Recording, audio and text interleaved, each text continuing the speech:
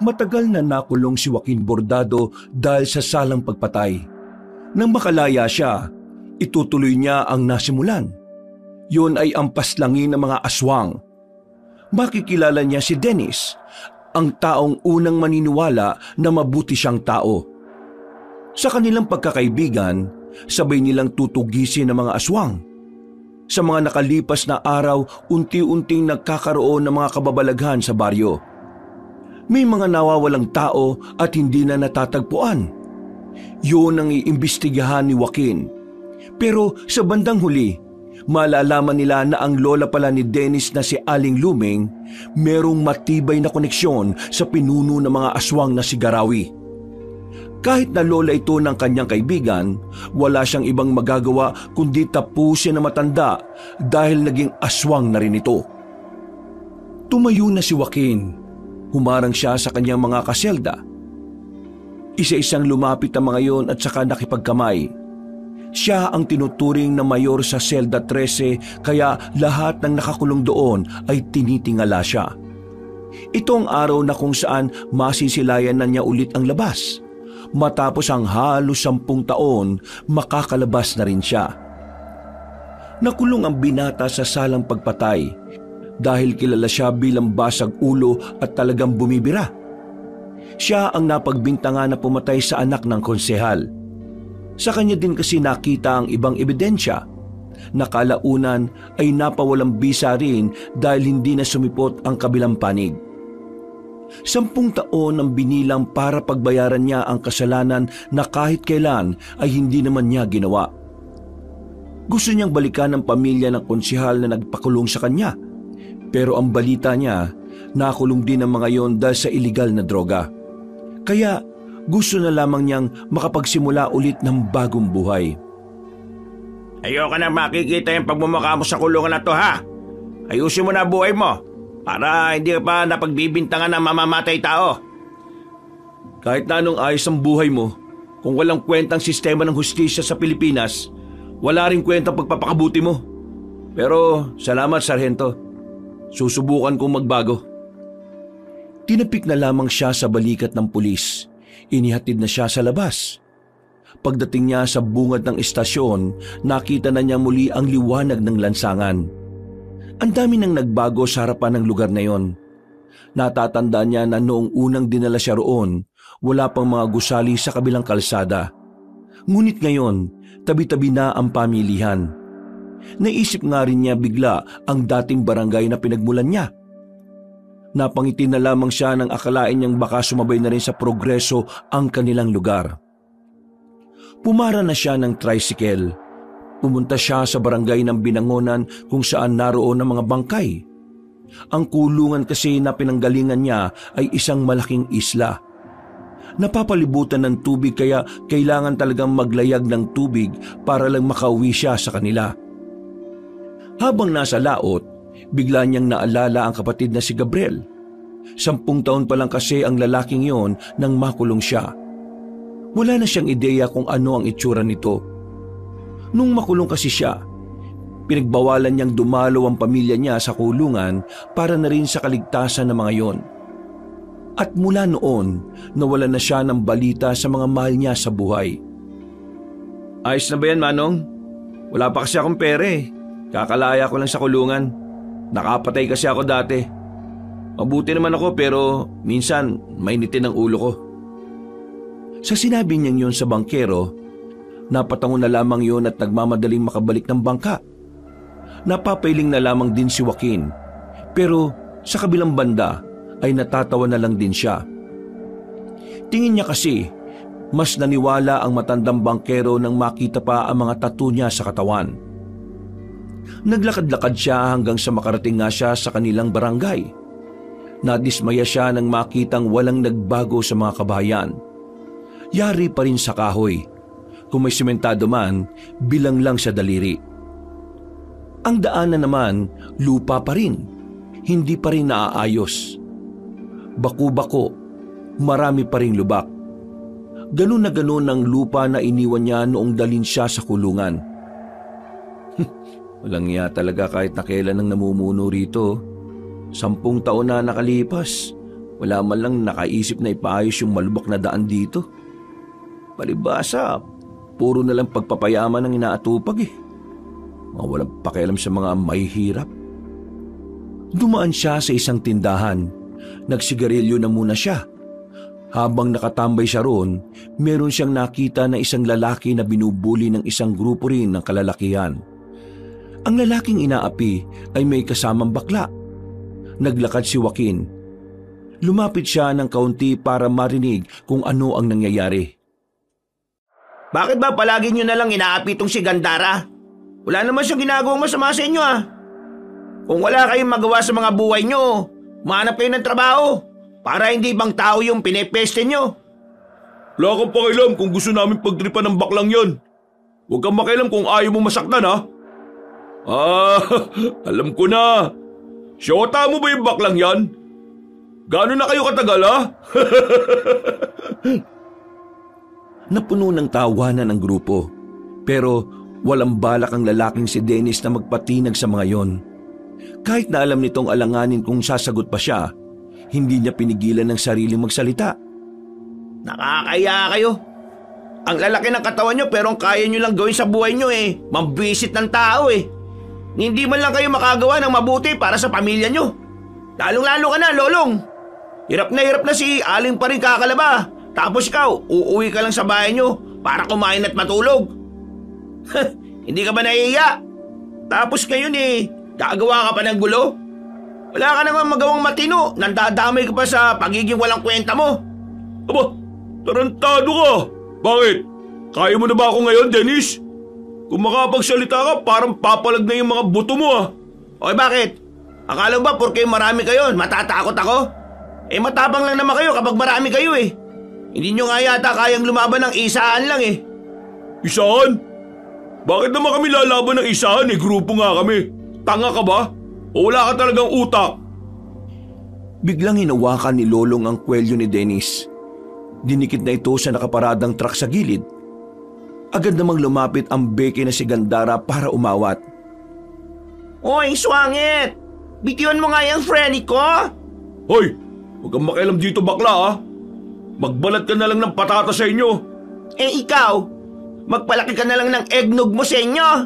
Abat, sira ulo ka! Sinuntok ni Lolong si Gandara. Agad na tumumba ang binabae. Noong mga sandaling yon, hindi na rin nagpatumpik pa si Dennis. Sinuntok na rin niya si Lolong. Ang kaso nga lang, hindi naman tinamaan ng lalaki. Sa halip, si Dennis pa ang nalagay sa alanganin. Nagsimula na ang gulo. Pinagsisisipa at pinagtatatadyakan ng mga kalalakihan ng kawawang si Dennis. Ang beki naman na si Gandara ay wala rin namang nagawa.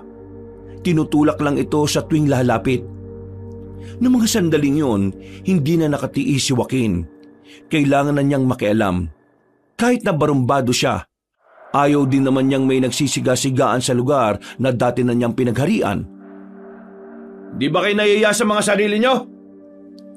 Tumigil ang grupo ni Lolong nang marinig siyang nagsalita. Nakasimangot ang mga yon na nakatingin sa kanya. Tila hindi gusto ang pakikialam niya. Sino ka naman mukhang gusgusin ka? Tingnan mo nga sarili mo oh. Sira pa ang pantalon mo. Ano akala mo? Dahil marami kang tato eh, matatakot kami sa'yo? Hibang ka na ba? Hindi mo man lang ba tatanungin kung saan ako galing bago mo ako makaharap ngayon? Ano pakialam ko? Di nga kita kilala eh. Eh di magpapakilala ako sa'yo. Yung ba gusto mo? Bakit ka ba nakikialam? Taga rito ka ba? Tinatanong mo ako kung taga rito ako. Bakit? Interesado ka na ba? Dami mong shot-shot. Ibaba mo yung bag mo.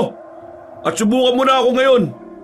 Nang magkaalaman na tayo, buburahin ko yung mga tattoo mo gamit lang ang kamao ko. Eh di sige, tingnan natin. Lumapit si Lolong. Akala niya porke mas malaki siya kay Joaquin ay kakayanin niya ang taong 10 taon nang nasanay sa sakit ng katawan sa kulungan. Sinuntok ni Lolong si Joaquin. Pero laking gulat ni Lolong nang mailagan siya ni Joaquin nang walang kahirap-hirap. Nahawakan ni Joaquin ang kamay ni Lolong. Hinila yung pababa. Nang mapalod ang isang tuhod ni Lolong, ay saka naman tinaga ng kamay ni Joaquin ang balikat ng lalaki. Lahat ay nagulat. Lahat ay nabigla nang makitang nakadapa na si Lolong sa lupa habang nasa likuran nito si Joaquin. Hindi makapalag si Lolong. Yun ang unang pagkakataon na nakita ng mga taong naroon na tila walang kalaban-laban ng maangas na lalaki. Kailangan ko pa bang sabihin ang pangalan ko? Bakit? Sino ka ba talaga? Ako si Joaquin. Kilala ako bilang si Joaquin Bordado sa Selda 13. Kung gusto mong mas makilala pa ako, tumira ka sa selda na pinanggalingan ko. Nakulong ka na? Saka lamang umalis si Joaquin sa likuran ng lalaki nang makita niyang naging kalmado na rin yon. Ngumisi si Joaquin. Sandaling pinagpag ang pantalon. Tumingin siya sa mga kasama ni Lolong. Parang takot na takot ang mga yon na makalapit sa kanya. Mga bagito pa lang kayo. May pangalan na ako sa lugar na to. Kaya wag na kayo maghari-harian dito. Dahil nandito na ulit ako. Ikaw, anong pangalan mo? Bakit mo tinatanong? Hindi kita sinasabing sumagot ng patanong. Sumagot ka ng maayos. Lolong ang pangalan ko. Kayong lahat, ako si Joaquin. Nandito na ako. Nagbabalik na ako sa barangay na ito. Kung sino man ang mga maangas dito, pasensyaan tayo. Kayo, umalis na kayo bago pa ako mairita sa mga pagbumukha ninyo. Alis! Nagmamadaling umalis ang grupo ni Lolong. Takot na takot ang mga yon na parang mga bata. Nang mapatingin si Joaquin kay Dennis at Gandara, nakita niyang tila umiiyak na ang Becky. Nagulat na lamang siya nang bigla siyang yakapin ni Gandara na mahigpit. Oo, bakit mo ako niyayakap? Hindi tayo talo, no? Buwang ka ba, bruwa ka? Akisto! Supatembang mo! Supatembang ano? Ako na ite, si Gabriel! Gabriel? Teka, ikaw na ba talaga yan? Bakit ang haba ng buhok mo? Ano nangyari sa'yo? Bakit ka nagkaganyan? Oy, kumakatanong para namang sakit ang pagiging bakla. Sira ulo ka ba? Wala naman ako sinabing gano'n, no? Ang akin lang naman, bakit ka naging ganyan? Ano naging dahilan? Hindi ko sinasabi na ayoko sa ganyan, ha? Di tayo talaga as magtsikahan. Punta na lang kaya tayo sa ating baler. Noos ko, mismo na ang house ni Mudrak Else. Tara na! Naglakad sila patungo sa kanilang bahay. Nang makarating sila roon ay nakita ni Joaquin ang dating bahay na kinalakihan niya. Wala pa rin pinagbago. Kahoy pa rin. Ang tanging nagbago lamang ay ang bakuran. Mas sumikip ito kumpara noon. Napansin din niya na parang mas lumaki ang bakuran ng kapitbahay kumpara sa kanila. Para bang nasasakop na ang bakuran nila. Ma, nandito na ako. Nang wala ang ngiti ng Becky na si Gandara, napansin din naman ito agad ni Joaquin. Bagay na nagdulot ng pagtataka sa kanya. Oh, bakit? Kuya, wala na si Mama. Ano? Wala na si Mama. 1 taon nang makulong ka. Nagkasakit siya ng malala. Gusto ka sana namin puntahan bago siya pumanaw kaso nung araw na bago kami dumalaw, ayun, nawala na siya. Nawalan na rin ako ng lakas ng loob na dalawin ka nun. Kasi sabi ng nakausap kong gwardiya doon na ilipat na raw kayo sa Maynila. Ang matigas at maangas na puso ni Joaquin ay tila lumambot. Malapit na siyang maiyak pero pinipigilan na lamang niya. Ayaw niyang masira ang imahe ng kanyang pagiging maangas. Ikaw naman kasi Kuya Kes eh. Di mo kami pinayagang dumalaw ni Mudrak Kels. Pero, knows mo ba, before siya mategi boom boom, sabi niya, kapag nakalaya ka na raw, gusto niya magkasama tayo here sa baler para kahit papano, hindi raw mawawala mga memories. Hindi ko inakala na sa pagbabalik ko wala na pala si Mama. Kung alam ko lang na may sakit siya, gumawa na sana ako ng paraan para makita siya.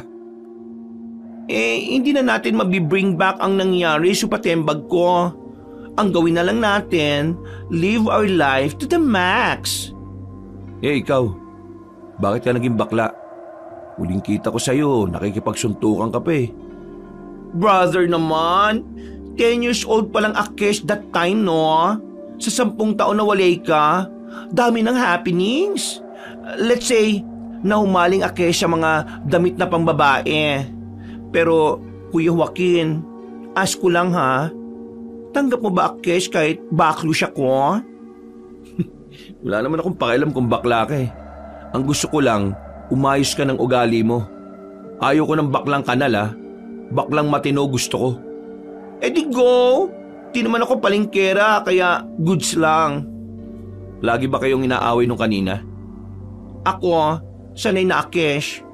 Di ko lang sila pinapansin. Pero itong friend ko, naulang siya na jombag na mga yun eh. Sabi ko kasi wag nang mag-fight. Kaso ayan, superhero ang peg. Tumingin si Joaquin kay Dennis na parang hindi rin naman makatingin na maayos sa kanya. Tila nahihiya o kaya naman ay natatakot. Bakit hindi ka nagsasalita? Aha? Ipinagtanggol mo kanina tong kapatid ko. Tama lang ang ginawa mo. Pinahanga mo ko. Inayos ni Joaquin ang marahasang kwelyo ni Dennis at sa dami ng kanyang tato, nagdudulot yun lalo ng kaba para kay Dennis. Bakit ba parang natatakot ka? Wala ka namang ginawang masama sa akin, di ba? Malma ka. Hindi ka magagaya sa mga yon kung matino kang tao. Pero, matanong ko lang. Bakit mo ba pinagtanggol itong si Gabriel? Os, brother. Correction. Gandara ang name, Cash. Wala akong pakialam kung bakla ka ha. Basta tatawagin kita sa nakasanayan kong pangalan mo. Ha? Edi okay. Sagutin mo tanong ko, boy. Kaibigan ko kasi si Gandara. Ibig sabihin, kung hindi mo siya kaibigan, wala kang pakialam? Bakit? Kasi bakla siya? Kung sakaling hindi kami magkakilala, ganun pa rin naman ang gagawin ko.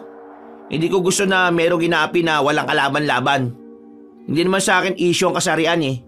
Ayoko lang ng ginagawa nila. Mabuti naman at hindi ka siraulo. Kasi kung siraulo ka, baka binalian na kita ng buto dyan. O Anech, dyan na lang kayo? Ayaw nyo gumora dito sa loob? Nauna nang pumasok si Joaquin. Bagya niya pang binangga ang kanyang kapatid. Lihim na nakaramdam ng lungkot ang binatang si Joaquin nang pagmasdanan niya ang loob ng bahay. Naalala niya ang lahat ng mga alaala kasama ang kanilang ina. Sa kabilang banda, sinisisi niya ang kanyang sarili. Kung hindi lang sana kasi siya naging basag ulo noon, idi sana ay mas nabantayan niya ang kanyang ina. Idi sana hindi siya napagbintangan na pumaslang sa anak ng konsehal. Ma, mapatawad mo sana ako sa dami ng pagkukulang ko sa pamilyang to. Hoy, no ka ba? Patagal ka nang pinatawad ni Mudra, no? Huwag ka nang sad dyan. Hindi bagay sa mga tattoo mo, ha? Uy, nagugutom ako. Wala na bang pagkain dito? O siya, ako rin, Tom Jones na rin eh. O sige, gogora mo na Akesha. Bibili ako ng pudang natin. Pwede ba ayusin mo yung pananalita mo? Ayos lang sa akin na bakla ka pero gusto kong madali kita maintindihan. Di ko maintindihan yung mga pinagsasabi mo eh. Okay. O ikaw? Ako? Oo, ikaw. Bakit? Dito ka lang, may tatanong ako sa'yo. Ano ba yun? Sino naghahari-harian dito? Sino-sino pang mga kamag-anak ni Consial Marquez ang natitira dito? Nagbabalakang gantian sila. Wala na sila rito. Yung iba, nagkandamatay na. Yung iba naman nakulong sa Maynila. Ano? Nagkandamatay? Bakit? Anong nangyari sa iba? Wala rin nakakaalam eh. Basta isang umaga, dumating ang mga bangkay nila na lasog-lasog na. Sa pagkakaalala ko, 15 anyos pa lang ako noon. Kami ni Gandara. Wala bang nabanggit na kahit na ano kung sino yung suspect? Nung una, ikaw pa rin ang pinagbibintangan. Kasi pinatay mo raw yung anak ni Konsyal eh. Hindi malabong patayin mo rin yung iba. Pero wala rin nangyari sa bintang nila kasi di ba nakakulong ka na nga. Mga siraulo pala talaga yung mga yun eh no. Ako pa rin kahit wala na akong kakayahan. Ang tanong, pinatay mo ba talaga yung anak ni Consial Marquez? Ano sa tingin mo? Tingnan mo ako sa mata. Tingnan mo kung talaga bang kaya kong pumatay ng tao. Alam ko na kaya mong pumatay ng tao. Pero hindi ko lang alam kung ikaw ba talaga pumatay sa anak ni Konsyal. Hindi ko pinatay ang anak niya.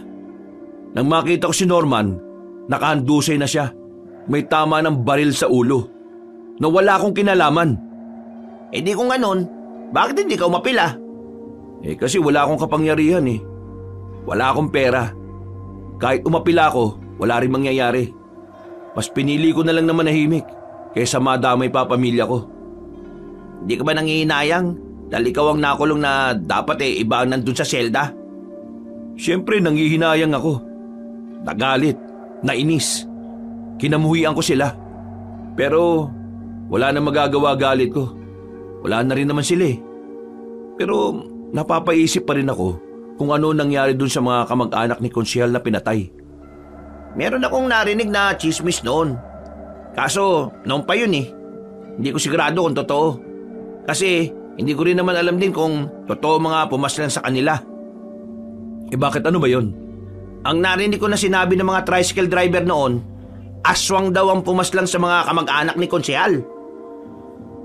Aswang? Oo! Pinaslang daw sila ng mga aswang kasi itong si Konsyal may nilokong negosyante. Ang chismis, yung negosyante, aswang. At alam mo ba kung anong nakapagtataka? Yung mga tricycle driver na narinig kong yun ang pinag-uusapan, abay, bigla na rin nawala. Hanggang ngayon, hindi na sila nakita. Alam ko yan kasi yung isa sa mga tricycle driver, tatay ng kaibigan namin ni Gandara. Sandaling hindi nakapagsalita ang lalaking si Joaquin. Nung nasa kulungan siya, walang araw na hindi nawala sa kanyang isipan ang tungkol sa mga nilalang na yon. At ang mga nilalang din na yon ang isa sa mga dahilan kung bakit sabik siya sa paglaya. Ayos ka lang ba? Bakit parang natahimik ka yata?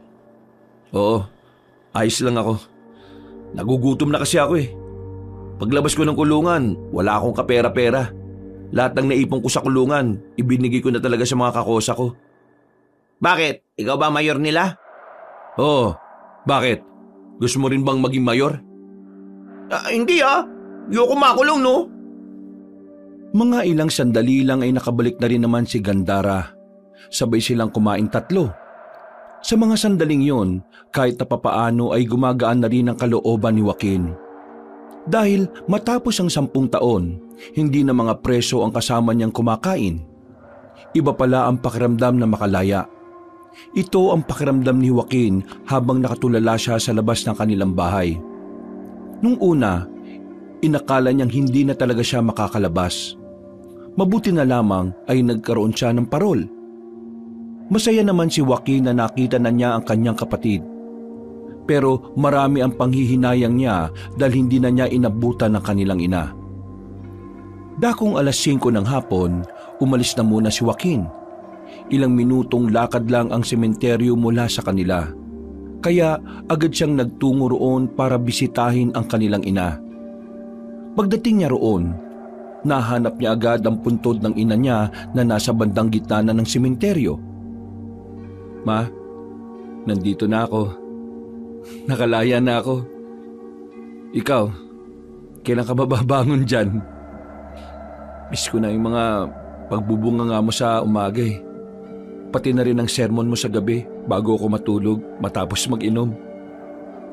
Ma, patawad Hindi na ako nakaabot sa'yo. Kung nasaan ka man ngayon, sana masaya ka na. Ngayon ko lang na-appreciate yung mga pagbubunga mo, mga sermon mo.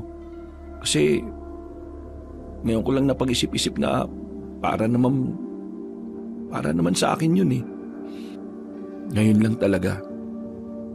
Kung kailan wala ka na. Totoong laging nasa huli ang pagsisisi.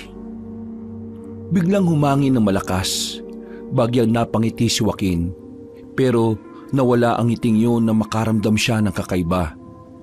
Sinuyod niya ng tingin ang buong paligid.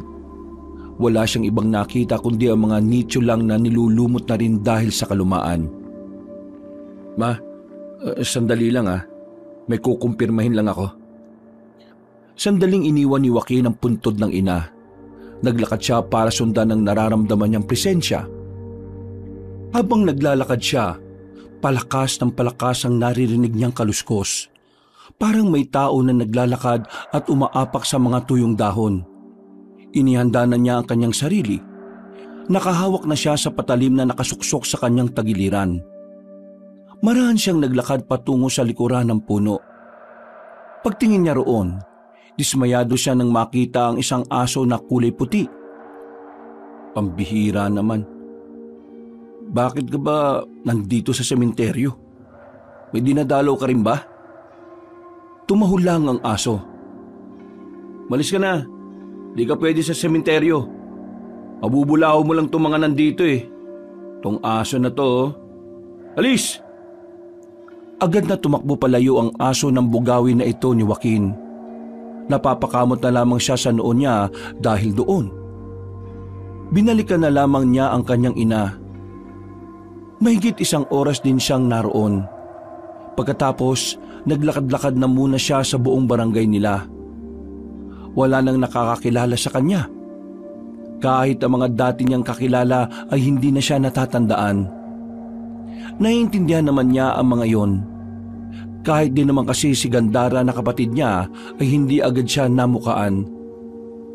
Malaki na rin kasi talaga ang ipinagbago ng mukha niya. Mas dumami kasi ang tattoo niya sa katawan nang makulong siya sa mahabang panahon. Hey Dennis, tama ba? Nadaanan niya ang binata sa tapat ng isang bakuran.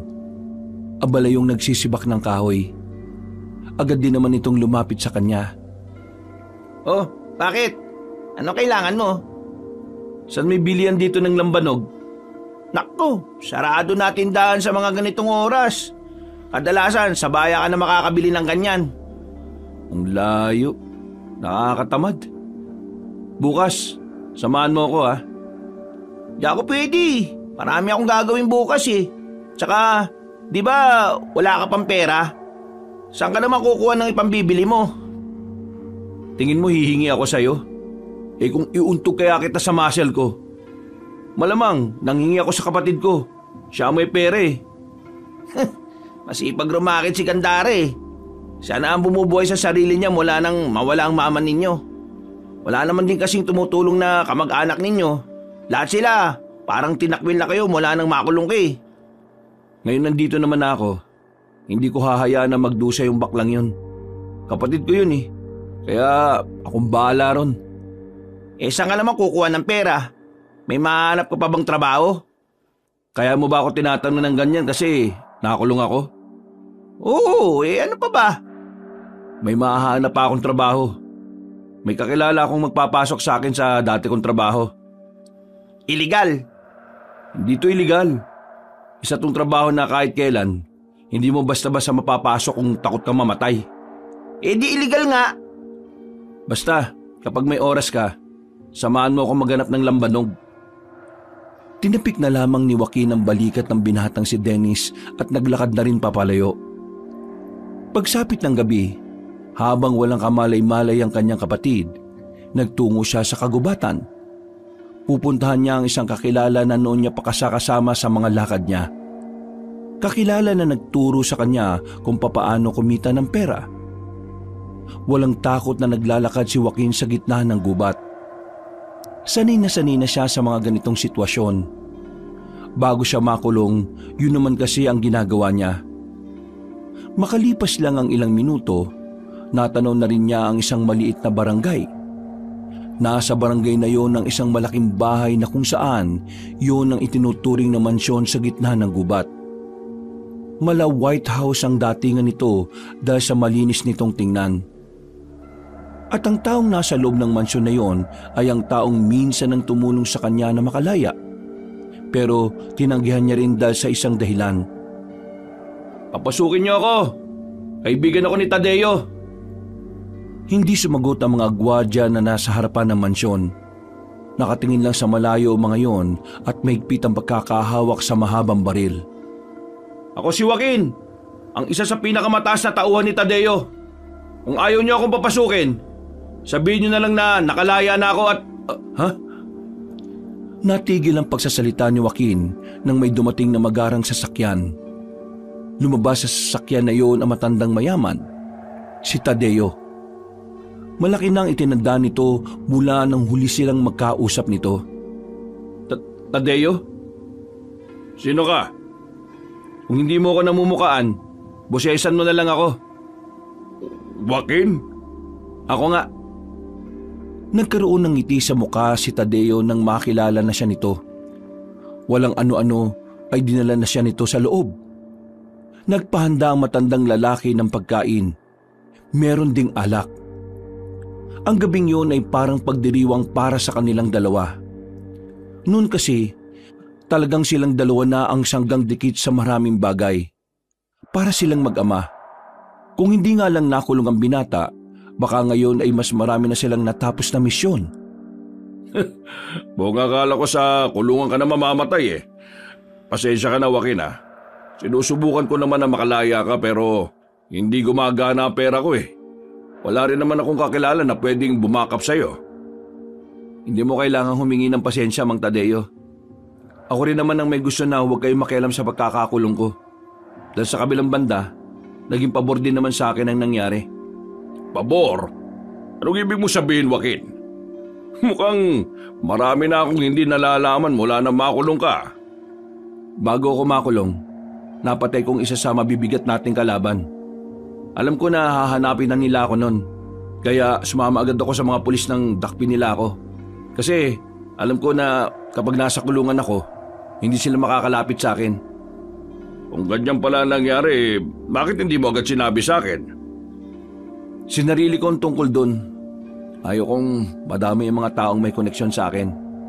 Pati na rin ang pamilya ko. Hindi ko pinayagan na dalawin ako. Kasi alam ko na kapag nalaman nila kung sinong mahahalaga sa akin, idadamay din nila. Hindi sila basta-basta. Kaya nakakasiguro ko na hindi sila titigil hanggat hindi ako nagagantihan.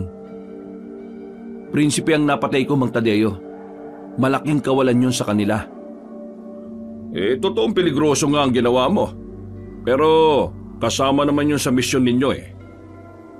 Nung panahon na yun, mas pinili kong hindi ka nalang madamay. Dahil kapag ikaw ang namatay, masisira na ang organisasyon. Tungkol sa organisasyon, matagal nang buwag ang samahan, Joaquin. Buwag? Bakit? Anong nangyari? Alam mo naman na ikaw ang alas ng samahan.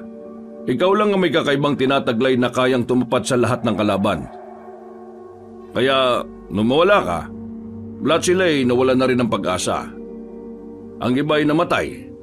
Ang iba naman mas pinili na lang na mamuhay ng payapa sa ibang lugar. Napabuntong hininga na lamang ang matandang lalaki. Baka sa mukha nito ang panghihinayang sa nangyari. Si Tadeo kasi talaga ang nagpatakbo ng organisasyon mula pa noong umpisa. Kaya hindi nito maiwasang hindi malungkot. Gusto kong buhayin ulit ang samahan. Paano mo naman gagawin yon? Wala na mga kasama natin. Isa pa, nasa na mga gamit mo? Wala na rin, hindi ba? Bago ako makulong, naibaon ko ang mga gamit malapit sa paanan ng bundok. Alam kong naroon pa rin ang mga yon. Nararamdaman ko.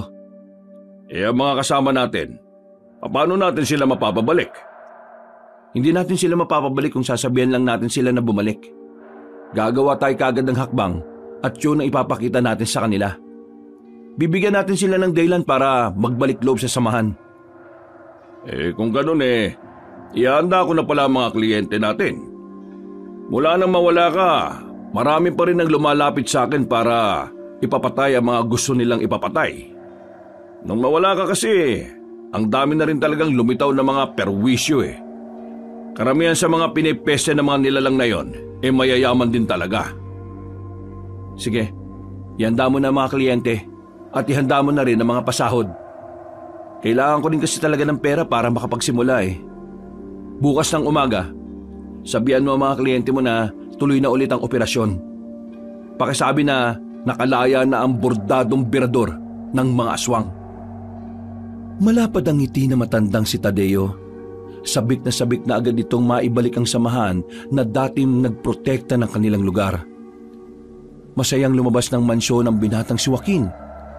Ngiting tagumpay din siya dahil nakabali siya ng pera kay Tadeo. Paniguradong meron na silang panggastos ni Gandara ng ilang buwan. Bago siya umalis sa gubat, ay pinuntahan na muna niya ang mga nakatanim niyang gamit sa paanan ng bundok. Halos kalahating oras din ang nilakad niya bago niya yun narating. Sa wakas, nandito na rin ako. Nandito na ako para gamitin kayo ulit. Sana'y ako pa rin ang kinikilala niyong amo. Gamit lang ang makapal na sanga ng puno na may talim sa dulo, hinukay niya ang lupa. Maya-maya lang nakita na niya agad ang baul kung saan nasa loob nito ang mga gamit niya noong pumapatay pa siya ng mga aswang. Pagbukas niya ng baul, napapikit agad siya nang biglang sumilay sa kanya ang malakas na liwanag. Silaw na silaw ang lalaki, pero maya-maya lang ay naging bahagya na lamang ang liwanag na nagmumula roon. Kinuha niya agad ang isang kwintas. Ang kwintas kung saan nakadikit ang isang itim na bato. Ang bato na siyang nagsisilbing anting-anting ni Joaquin. Maraming salamat, mahal kong anting-anting. Kahit na matagal tayong hindi nagkita, ako pa rin ang kinikilala mo. Ngayon nandito na ako, magkakasama na tayo muli.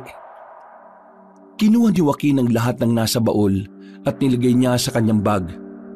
Agad na rin naman siyang umalis. Oh, ano ba Supatembang? Bakit ba ngayon ka lang? Sleeping Beauty na akis eh. Di ba sabi ko ayusin mo pananalita mo pagkausap mo ako? Okay. Pero saan ka ba galing? Diyan lang, sa kakilala. Dumiskarte ako ng pera. Ano yung daladala mo? Baka gusto mong kumain. Kumain ka na. Tapos na ako eh. Eto lugaw oh. Ay, bongga. Sweet mo naman brother. Meron kang pasalubong. Sweet-sweetin mong mukha mo. Baka multuin ako ni mama kapag pinabayaan kita, no? So, ano pala ang buhay mo sa kulungan? Sandaling natahimik si Joaquin.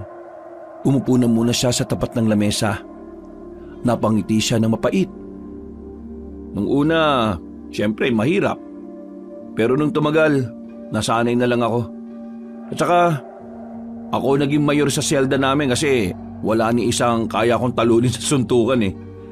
Pero pagdating naman sa pagkain, limitado lang. Hindi makakakain ng marami kung pangkaraniwang preso ka lang. Ako, kahit papano hindi naman ako nakukulangan. Pero yung mga sobra, pinamamahagian ko yung mga kakosa ko.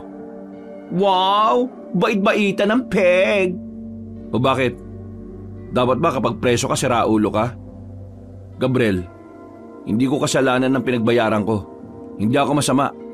Basta gulero lang ako dito sa atin. Pero hindi naman ako ng abuso ng mga taong wala namang ginagawang masama. Hoy! Relaxation, brother.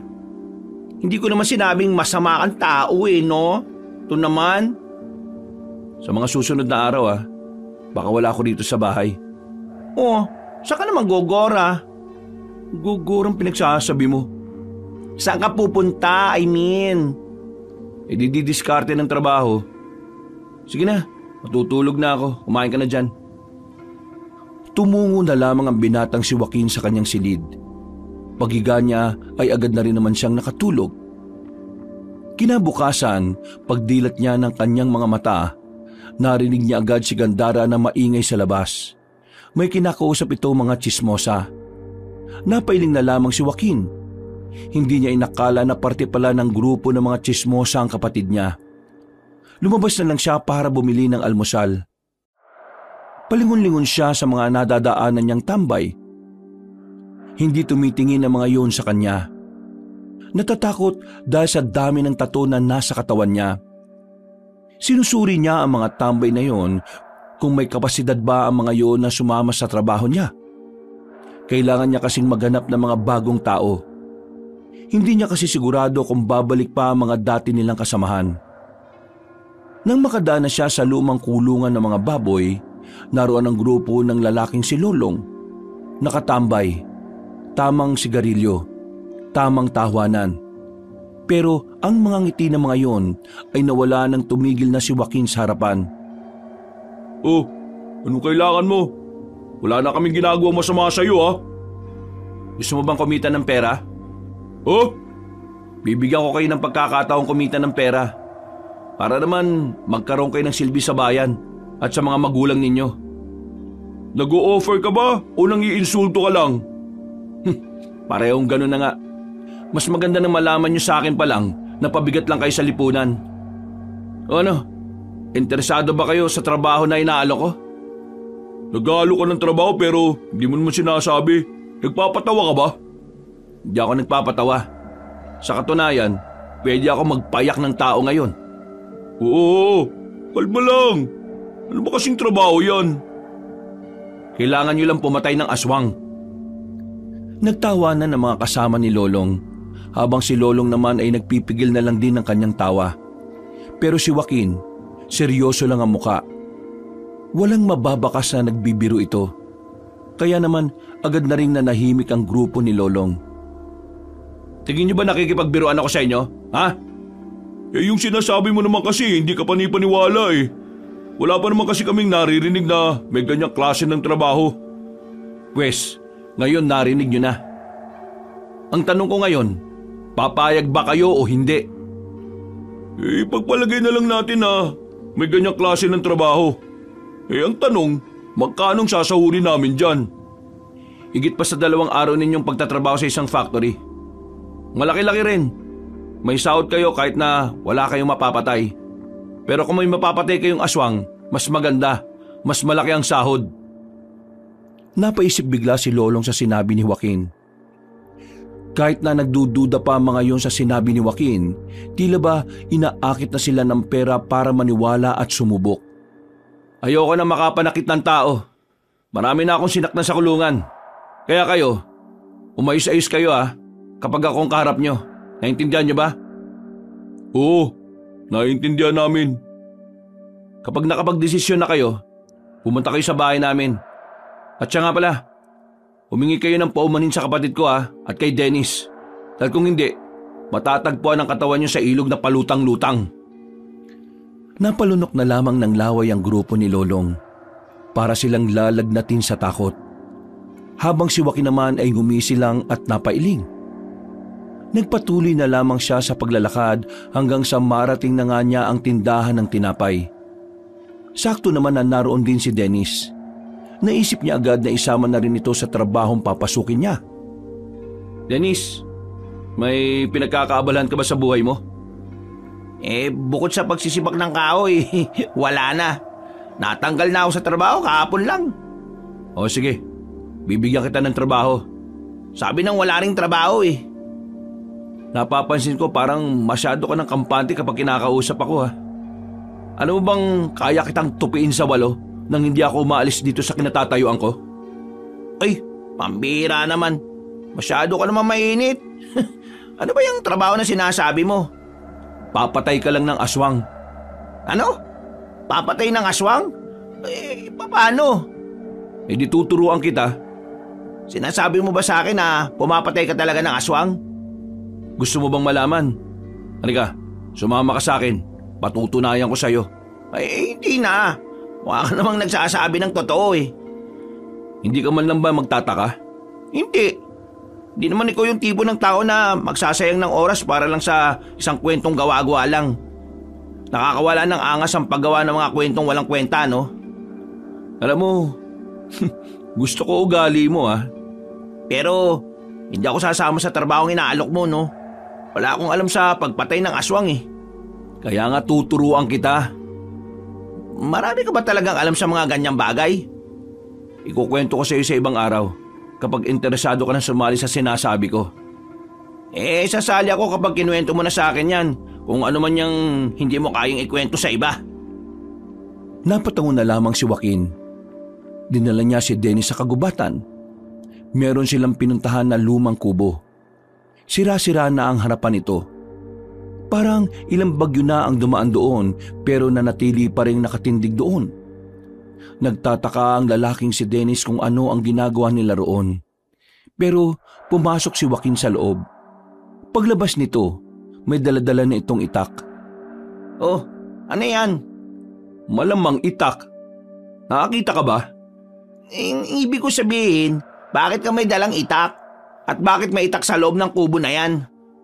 Ang kubo nito dating pahingahan ng mga kagaya kong bumibira ng aswang. Ang tawag sa amin, manunugis. Hindi ko inakala na may ganito ka palang tinatago ha. Kala ko kasi dati, base sa kwento ng kapatid mo, basagulero ka lang eh. Totoo naman basagulo ko nun. Pero walang alam ang iba kung ano ang ginagawa ko kapag gabi na. Isa ako sa dahilan kung bakit walang buntis na napapahamak noon. Ngayon, naniniwala na ako na pumamatay ka talaga ng aswang. Ano naman ang magagawa ko kapag nakasali na ako sa inyo? May mapapala ba ako dyan? Kagaya nga na sinabi ko sa'yo, trabaho to, hindi to libre. May nasagap kaming balita ng boss ko na ang mga aswang, pinupuntirya pa rin yung mga mayayaman. Pinapatay yung mga negosyante at inaangkin ang mga yaman nila. Ang mga magiging kliyente natin ay mga mayayamang tao. Mga taong maraming pera na kulang sa proteksyon laban sa mga aswang. Natanging mga manunugis na gaya ko lang ang makakapagbigay ng kapayapaan sa kanila. Ang dami nilang pera.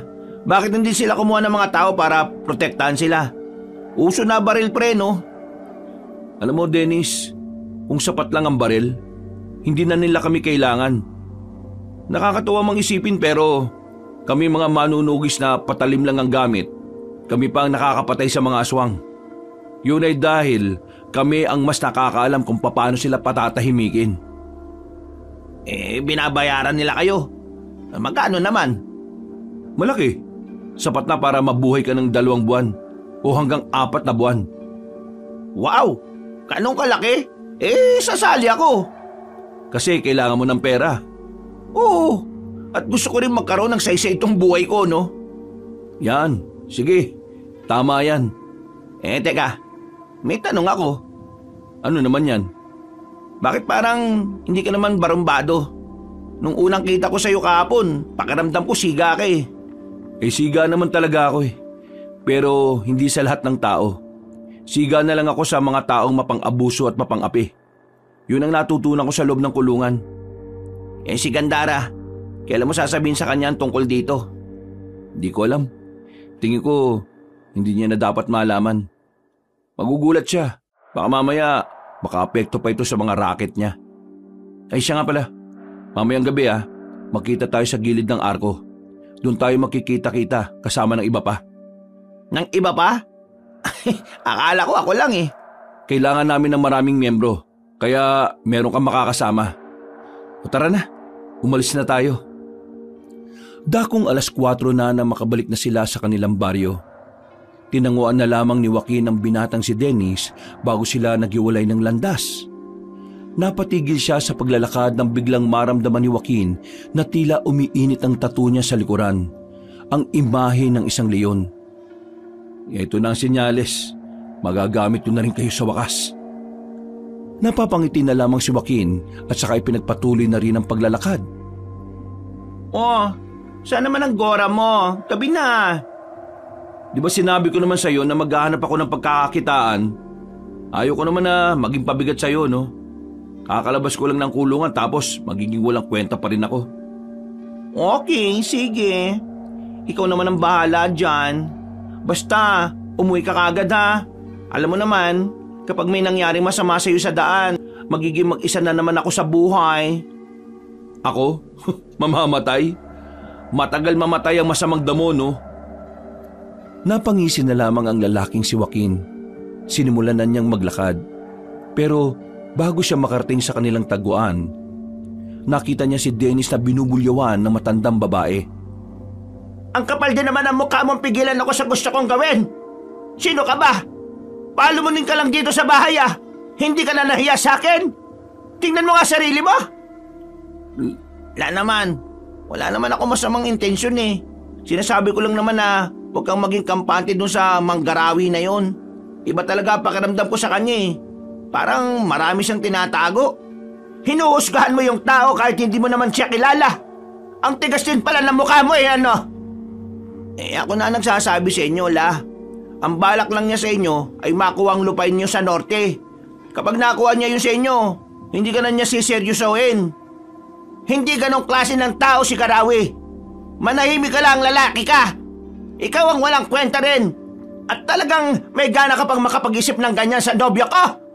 Isa pa, mayaman tao si Karawi. Marami siyang pera at marami din siyang lupain. Paano niya may isip na nakawin sa akin ang lupain ko? Kung siya mismo may ganun na nga. Mag-isip-isip ka nga ng maayos, Dennis. Yan kasi napapala mo sa kakanood mo ng bold eh. Paano ka naman nakakasiguro na matino siya? Kailan lang naman kayo nagkakilalang dalawa? Hay, si Raulo! Magkababata kami ni Karawi. Kilala na namin ang isa't isa nung maliliit pa kami. Ngayon nagkita na kami ulit. Ay hindi ko nahahayaan na may pumigil ulit sa aming dalawa. Basta ako, sinabihan lang kita ala. Hindi ako nagkulang sa pagpapaalala sa'yo. Hindi ko kailangan ng paalala mo! Ang mabuti pa, paalalahanan mo ang sarili mo na hindi habang buhay ay palamunin ka rito. Magbanat ka lang, may trabaho na ako dati. Pero pinatigil niyo ako para mag-asikaso dito sa bahay at para maging utusan niyong lahat. Tapos ngayon, wala akong trabaho. Sasabihin niyo sa akin, palamunin ako. Naibang na yata kayo eh. Anong sinabi mo, sira ulo ka? Nakita ni Joaquin na sasaktan na ni Aling Luming ang binatang si Dennis. Kaya hindi na napigilan ni Joaquin ang makialam. Lumapit siya roon at inawat ang dalawa. Oo, kalma. Hindi nyo naman kailangan umabot sa sakitan kasi maglola kayong dalawa. Hay, sino ka naman? Hindi nyo ba ako nakikilala? Ako yung palagi nyong chinichismis dati na pariwara ang buhay. Joaquin? Haba, nakalabas ka na pala sa kulungan. Kumusta naman ang bakasyon mo rito? Kailan ang balik mo sa Lungama? Ayos naman ang bakasyon ko rito. Siguro, bukas na bukas din, babalik na ako doon kapag may pinatay akong matanda na matabilang dila. Hindi ko sinasabing ikaw yun ha.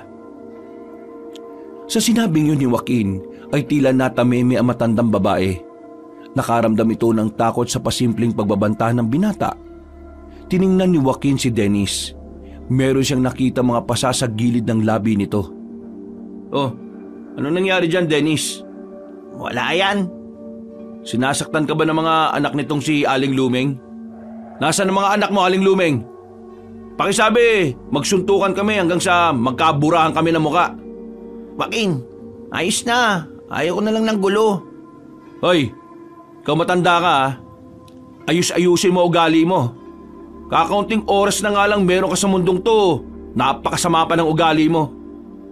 Ikaw naman, Dennis, lumayas ka na sa bahay na to kapag nakapagsimula ka na magtrabaho.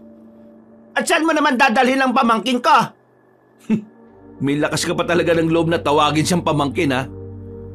Manahimik ka na, tanda. Kung gusto mong malaman, itanong mo kay San Pedro. Kung gusto mong makausap si San Pedro, kailangan mo munang mamatay. Isusumbo kita kay Kapitan. Nagbabanta ka. Di sumbong mo. Samahan pa kita eh. Sabi mo sa mga anak mo ha. Magsuntukan kami. Pumunta na lang sila kamo sa bahay kapag may time sila. Ako ha. Hindi yung kapatid kong bading. Ako. Pumasok na lamang ng bahay ang matandang si Luming. Napapailing na lang din si Joaquin. Tiningnan niya na masama ang lalaking si Dennis. Ikaw naman kasi, matuto kang lumaban. Kapag hinayaan mo silang tarantaduhin ka lang, habang buhay nilang gagawin sa iyo yun. Tumango na lamang si Dennis. Sabay na rin silang umalis patungo sa kanilang tagpuan. Nang makarating sila roon, kasama nila si Lolong kasama ang iba pa nitong tropa. Nagtataka naman si Dennis dahil doon. Hindi kasi nito inakala na sila Lolong ang makakasama nila sa lakad na yon. O Joaquin, anong ginagawa nila dito? Ikaw, anong ginagawa mo rito? Yan ang tanong. Inimbita ko sila. Makakasama natin sila sa trabaho na ito. Alam mo naman na kaaway ko itong mga to eh. Kaya malabo magkaisa kami niya sa trabaho. Magkakaisa kayo sa trabaho kapag ako ang kasama ninyo. Kasi kung hindi, sama-sama ko kayong ibabaon sa lupa. Tandaan nyo ha, sanay na ako sa loob ng kulungan. Kayo, sanay ba kayo sa ilalim ng lupa? Basta ako, wala naman akong pakialam sa'yo, Dennis eh. Trabaho lang pinunta ko dito. Ikaw, Lolong ha, hindi ka pa humihingi ng pasensya dito. Bakit ko naman gagawin yun? Kasi may kasalanan ka. Baliw ka pala eh. Humingi ka ng sorry dito kay Dennis. Kung ayaw mong balian kita ng buto ngayon. Kayo rin mga nasa likod. Kumakamot na lamang sa ulo ang binatang si Lolong. Sa takot na baka masaktan na naman siya ni Joaquin, nilunok na lamang nito ang kanyang pride. Dennis, sorry. Sorry sa mga ginawa namin. Di na mauulit. Hindi na talaga mauulit kasi magiging magkakampi na kayong dalawa. Sinimulan na rin nila ang paglalakad. Nagtungo na sila sa loob ng kagubatan.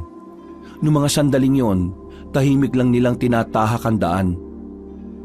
Boss, kailan natin makikita yung mga aswang? Gustong-gusto ko nang sumahod eh.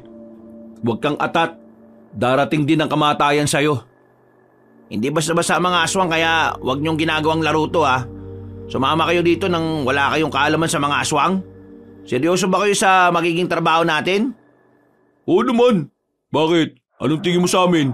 Patatakot sa mga aswang? Baka ikaw. Hoy, manahimik nga kayong dalawa. Malapit na tayo. Natanong na nila ang maliwanag na mansyon. Sumilay ang ngiti sa mukha ni na Lolong. Habang tahimik lang naman si Dennis. Hindi nagtagal at narating na rin nila ang mansyon ni Mang Tadeo. Pagpasok nila sa loob, ay dinala sila ng isang gwardya sa malawak na silid kung saan naghihintay na roon ang matandang mayaman. Mapagpalang gabi sa inyong lahat mga pare. Ako nga pala si Tadeo, ang nag-iisang pinuno ng organisasyon ng mga manunugis dito sa ating probinsya. Siya ang tinuturing naming amo, boss at utak ng samahan. Sa kanya lumalapit ang mga nagiging kliyente para pumatay ng aswang. Siya rin ang magpapasahod sa atin. Alam niyo naman na siguro kung anong klaseng trabaho ang pinasok ninyo. At dahil delikado ang pinasok ninyo, hindi naman pwedeng sumaba kayo kaagad ng walang laman niyang mga utak ninyo. Ano po ang kailangan namin gawin? Dadaan kayo sa pagsasanay.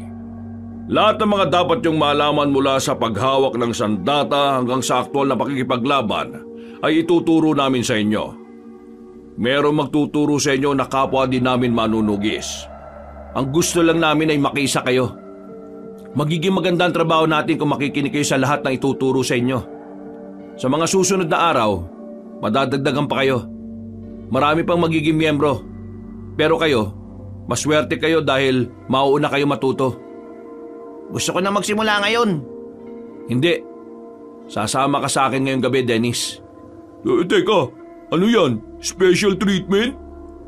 Gusto mo bang ikaw ang sumama sa akin para sumaba ka na kagad sa pakikipaglaban kahit na wala ka pang alam? Tila napagtanto ni Lolong na delikadong sinasabi ni Joaquin. Pero si Dennis hindi man lang nakaramdam ng kahit na kaunting kaba. Kaya matapos ang pag-uusap na yon, umalis na rin silang dalawa ni Dennis. Teka, bakit nga ako? Bakit hindi si Lolong? Mapapalaban na ba tayo ngayon? Pinadala mo na ako nitong itak na to eh. Ikaw ang sinama ko kasi ikaw ang gusto kong maging kanang kamay ko. Gusto ko lang ipakita sa iyo mga aswang at kung paano ko sila papaslangin. Maraming salamat sa tiwala mo. Pero kapag ako namatay dito, kasalanan mo ha. Huwag ka mag-alala. Hindi ka mamamatay kapag ako kasama mo. Manood ka sa gagawin ko mamaya ha. Nagpapasikat ka ba sa akin? Tumigil sa paglalakad si Joaquin nang makaramdam ito ng inis sa sinabi ni Dennis. Lumapit ito ng bagya at tinapik ng malakas ang balikat ng binata. Mukhang maangas ka na sa mga tinatanong mo ha. Hindi naman. Hindi ko lang maintindihan kung bakit kailangan ko makita kung paano ka papaslang ng aswang. Gusto kitang ma-expose ka agad sa aswang para mas madali kang nasasanay. Ito na rin ang magsisilbing isa sa pagsasanay mo. At saka ano? Sandali lang. Huwag ka maingay. Sandaling nakiramdam si Joaquin. Napatingin sila sa kaluwang braso niya. Umiilaw ang tattoo niya na lawin. Nanlalaki naman ang mga mata ni Dennis nang makita yon. Hindi ito makapaniwala sa hiwaga na tinataglay ni Joaquin. Teka, ano nangyayari sa braso mo? Bakit may ganyan? Parang gumagalaw yung tattoo mo tapos bakit maliwanag? Mamaya na ako magpapaliwanag. Sa ngayon, humanda ka. Nararamdaman kong papalapit sila sa atin. Ha? Sino? Yung mga aswang. Ang akala ko ba pupuntahan natin sila sa kanila? Swerte tayo ngayon. Sila na mismo ang lumalapit. Ha?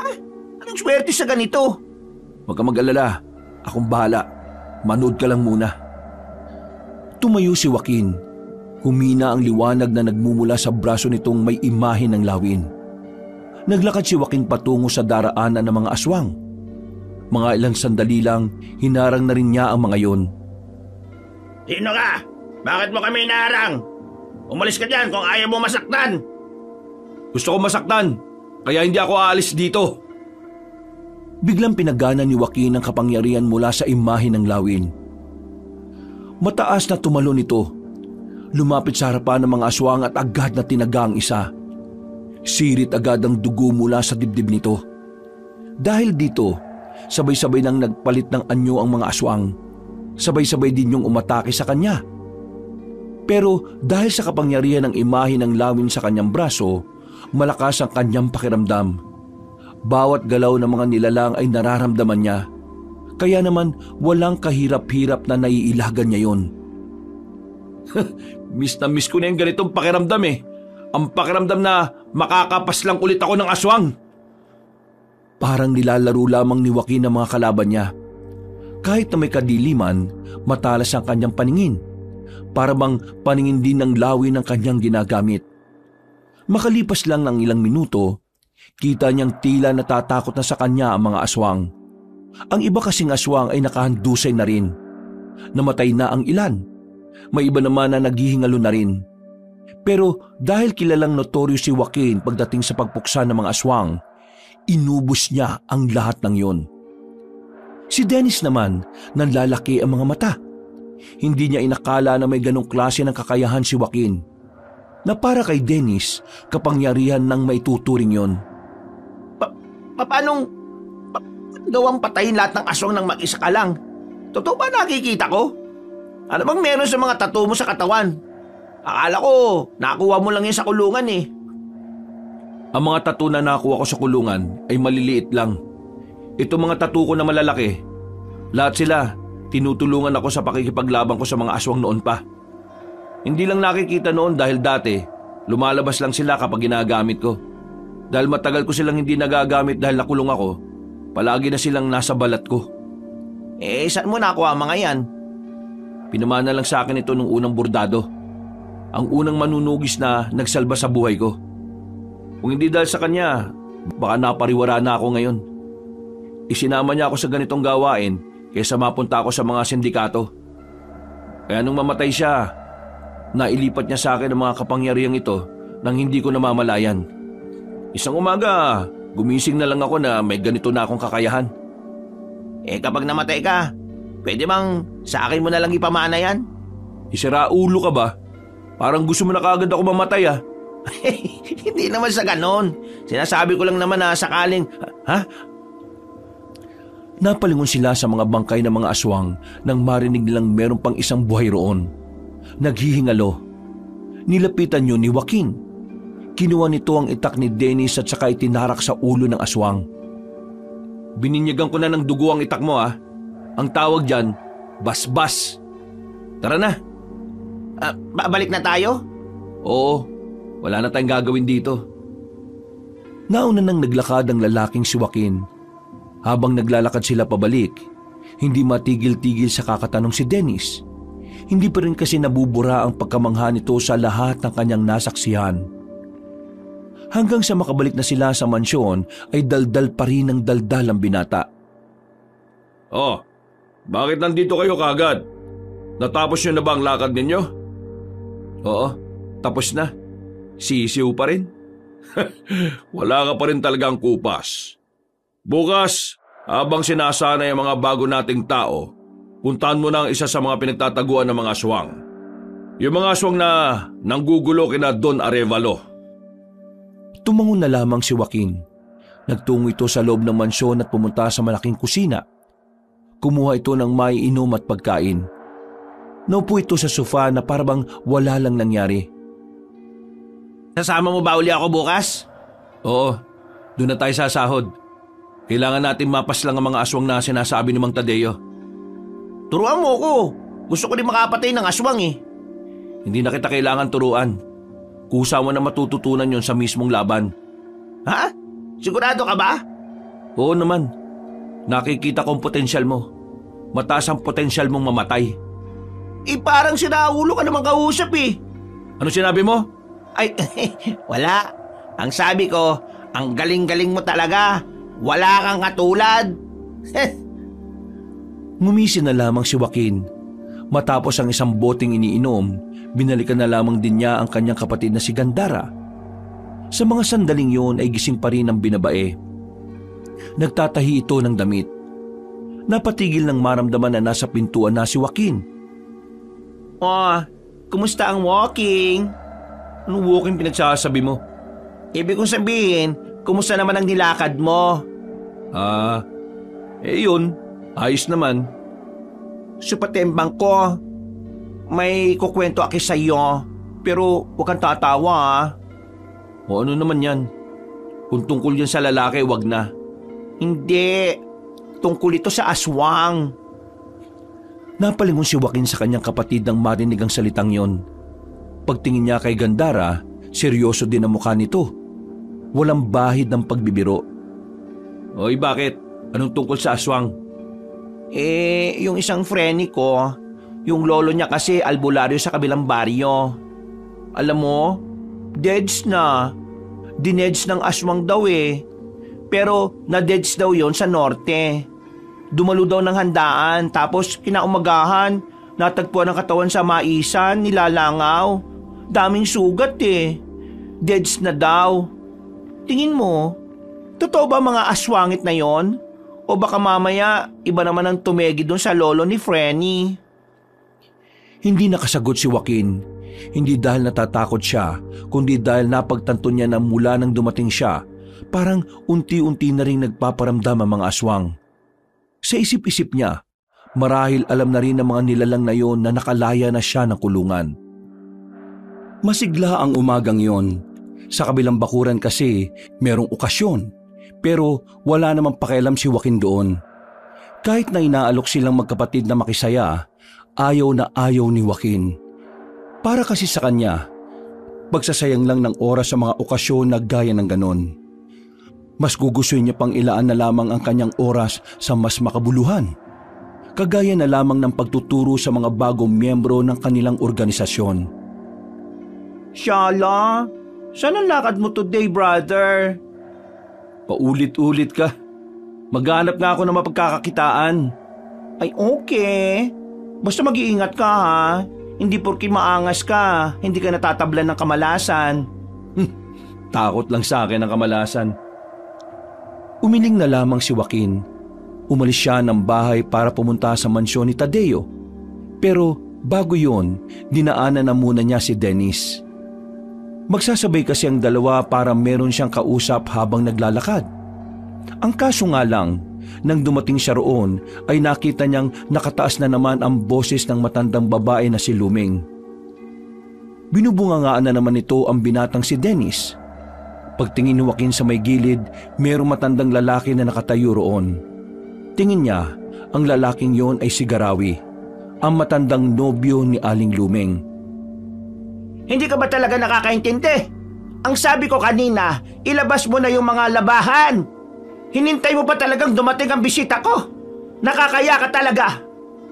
Paano ko naman kasi may lalabas sa mga labahan ayaw naman akong papasukin ni Robert sa kwarto kung saan nandun yung mga labahan. Sige, magdahilan ka pa. Hindi mo na lang tanggapin na ikaw yung mali rito eh. Lumeng, hayaan mo na siya. Wala naman siyang kasalanan eh. Anong hayaan, Garawi? Makupad talaga ang isang yan. Huwag mo ipagtanggol yan kasi lalong magiging tamad yan. Ang sa akin lang naman, huwag ka na makonsume kasi ikaw rin naman ang mahihirapan eh. Araw mo lang din na masisira. Pero napapahiya ako sa iyo. Nasira na ang kasisimula ko palang na araw. Hindi ka naman napahiya. Ako lang naman ito eh. At saka, pwede naman nating simulan ng araw natin ulit. O Dennis, sige na. Malis ka na muna. Palalamigin ko muna ang ulo ng lola mo. Iiling-iling na lamang si Dennis. Paglabas niya ng bakuran ay saka lamang nito nakita si Joaquin na naninigarilyo sa gilid. Oh, kanina ka ba dyan? Oo, narinig ko lang. Ba't hindi ka lumapit? Para ano? para ipagtanggol ka ulit. Sus, matuto kang ipagtanggol ang sarili mo. Kung sa lola mo hindi ka makakapalag, kahit na alam mong tama ka, paano ka papapalag sa mga aswang? Oo na. Bakit ka ba narito? Akala ko ba gabi pa ang pagsasanay natin? Sasama ka sa akin ngayon. Buong araw tayong mawawala rito. Anong gagawin natin? Sisimulan na natin ang trabaho. Ngayon agad? Oo. Kailan mo ba gusto? Sa susunod na taon? Sige na, magbibihis lang ako. Wag na. Doon na sa mansyon. May mga damit doon. Babalik ka pa di nalintikan ka na naman. Nga no? Sige, tara.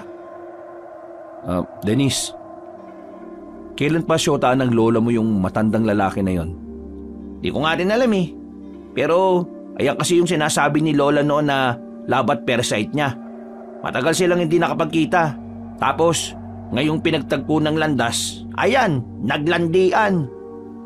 Wala namang problema kung maglandian kahit na matatanda na eh.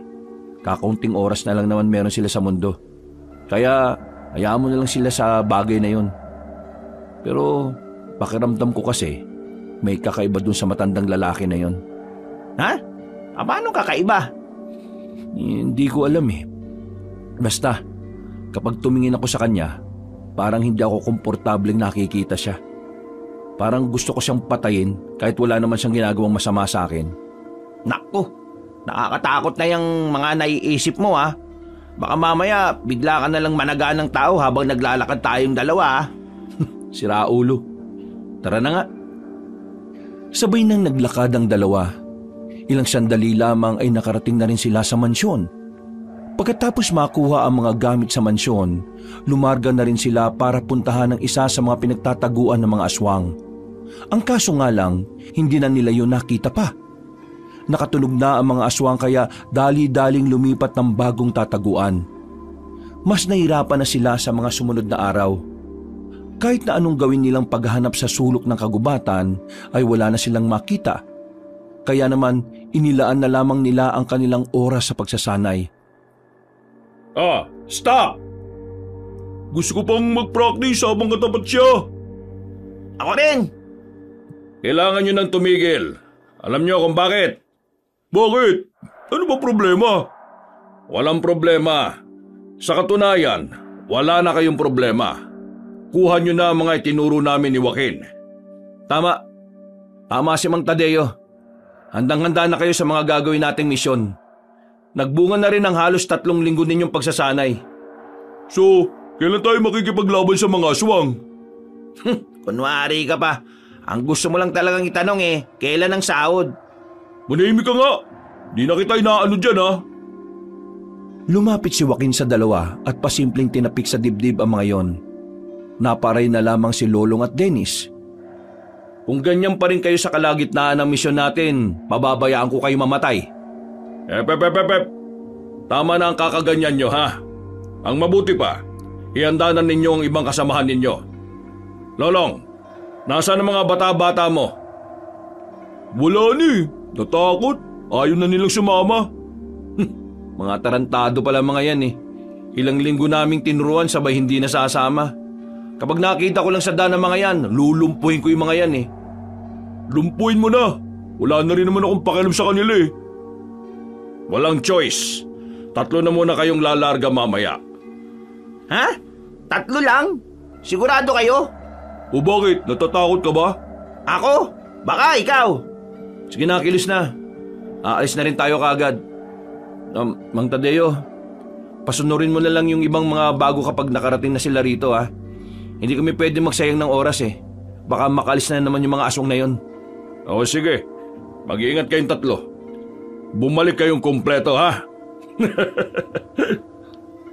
Kahit na kulang ang kanilang bilang, hindi na nila inatrasahan ang kanilang misyon. Kahit na papaano, kampante naman si Joaquin na magagawa na rin siyang tulungan ng dalawa. Malaki na kasi ang pinagbago ni Lolong at Dennis pagdating sa paghawak ng sandata. Boss, sigurado ba na sa bayan talaga nagtatago yung mga aswang? Hindi ba sabi nila, ang mga aswang hindi tumitira sa mga matataong lugar? Sabi nila yon. Maniwala ka sa sabi ko. Napapaisip lang ako kung gaano ba sila karami. Kakayanin ba talaga natin silang 3? Nakita mo na kung paano ako lumaban, Dennis, di ba? Ikaw. Alam nga namang ikaw ang lahat ng papas lang habang kami nasa gilid lang. Ayos, easy money yun. Kung kinakailangan na gawin ang bagay na yan, gagawin ko. Pero hanggat kaya niyo akong tulungan niyo ako. Lahat ng bagay may hangganan. Kaya hindi ko masisiguro na hanggang dulo mahusay ako. Napasang-ayon na lamang din ang dalawa. Maya-maya lang din ay nakasakay na rin sila sa jeep patungo sa bayan. Ilang minuto lang ang nakalipas ay nakarating na rin sila. Kahit na 8:00 na ng gabi, marami-rami pa rin silang nakikitang tao. Joaquin, paano malalaman kung aswang na ba yung kaharap natin o hindi? Kapag naiilang sa atin, lalayo ang mga aswang kapag naramdaman nilang merong mga manunugi sa paligid. Kaya nga bago pa nila maramdaman, dapat maunahan na natin sila. Yun lang talaga ang paraan para malaman na aswang ang nasa paligid? Oo. Hindi naman ako albularyo kaya hindi ko rin naman kabisado.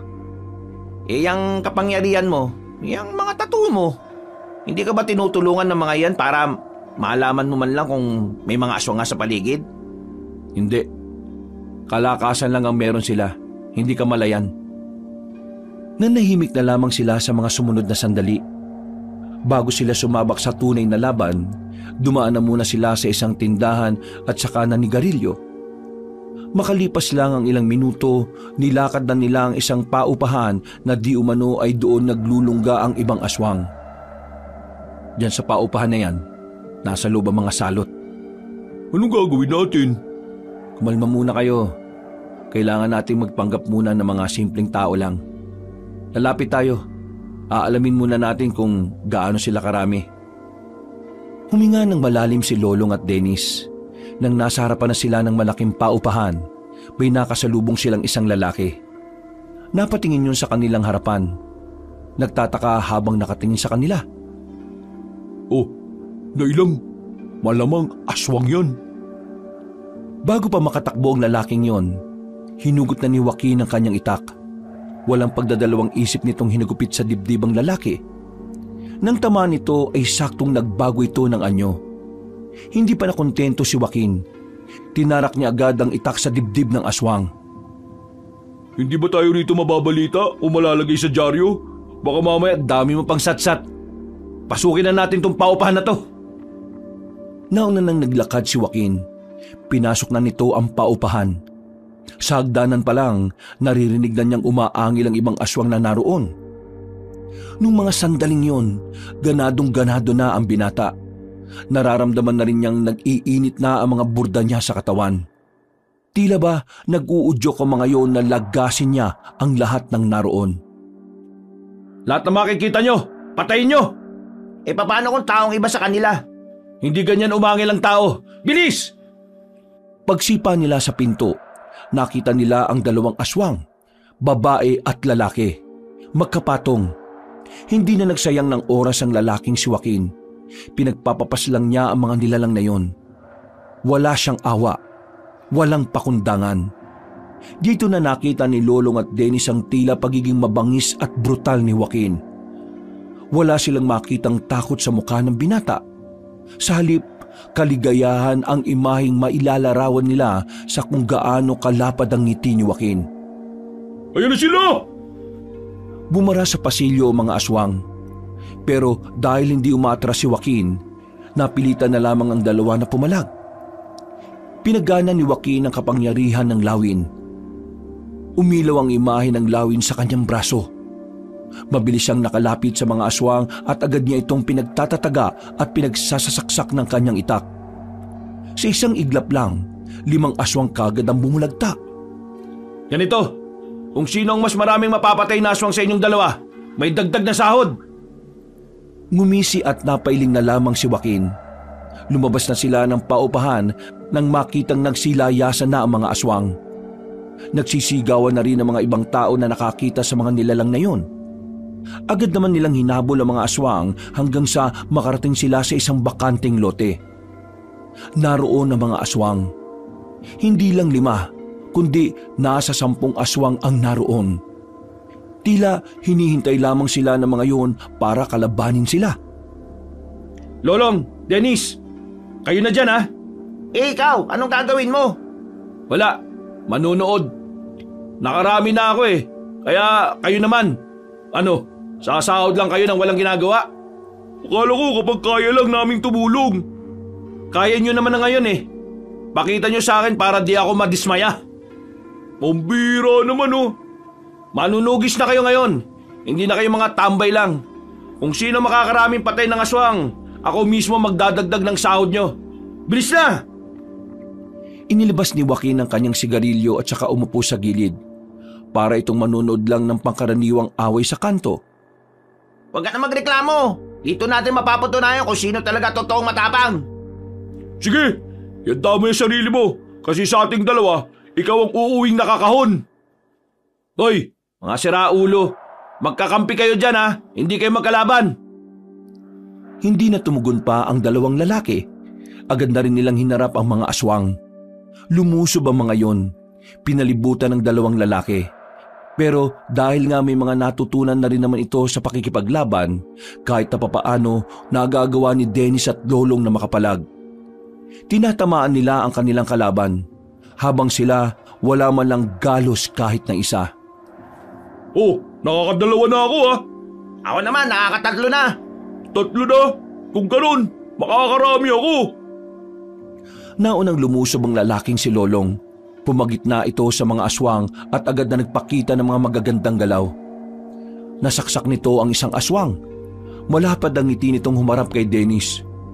Pangatlo na rin ako! Uy, sa likuran mo! Nakatakbo agad si Dennis. Tinaga niya ang aswang at saka sinaksak din ng itak sa tiyan. Ang 4 na ako! Oh, nalalagya ka ano? Kunwari, liligtas mo ako pero inago mo lang sa akin yun. Uy, pasalamat ka na lang kasi napatay ko. Kung hindi, ikaw saan napatay ngayon? Wow, di salamat. Tingnan mo itong mga tangang to oh. Sa kanilang pagtatalo, hindi na namalaya ni Dennis at Lolong na meron ng isang aswang sa gilid nila. Kinalmot sila ng nilalang na yun at tinamaan nito si Dennis sa balikat, habang si Lolong naman ay nakailag. Oh, ayos ka lang? Anong tingin mo? Buti nga sa'yo. Tumayo na si Joaquin noong mga sandaling yun. Nararamdaman niya na wala nang patutunguhan ang ginagawa ng dalawa. Kaya naman hindi na rin siya nagsayang ng pagkakataon. Pinagana naman niya ang imahe ng ahas sa kanyang kabilang braso. Humaba ang kanyang kuko. Isa-isa niyang pinagkakakalmot ang mga aswang na yon. Dahil sa kamandag na meron ng kanyang kuko, agad na namatay ang mga natitirang aswang. Nagkulay itim ang balat ng mga yon nang dahil sa laso na meron ng ahas. Ang daya mo naman. Akala ko ba magpaparamihan kami ng mapapatay? Inubos mo eh. Para kayo mga tanga eh. Magkakampi kayo pero nagtatalo kayo sa gitna ng laban. Kung hindi ako nakialam, halaunan matatalo kayo ng mga mabababang uri ng aswang na yan. Pasensya na. Walang magagawang pasensya na yan. Sa susunod, ayoko ng ganun ha. Ikaw naman kasi, imbis na wala kaming pagtatalunan, sinabi mo pa na magparamihan kami na mapapatay. Nagkaroon tuloy kami ng dahilan para makipagkumpetensya sa isa't isa. Oo nga naman. O sige, sa susunod, hindi na. Kaya gusto kong umayos na kayo ha. Mas malalakas na aswang na ang pwede natin makalaban sa mga susunod na araw. Ito mga aswang na to, tauhan lang sila ng mga pinapadali ng mga kliyente natin. Inisa-isa ni Joaquin kung meron pang buhay sa mga yon. Nang masigurong lahat ay hindi na humihinga, nilisan nila ang lugar na parang walang nangyari. Kinaumaga na nila nalaman na ang paupahan pala na yon ay para talaga sa mga aswang.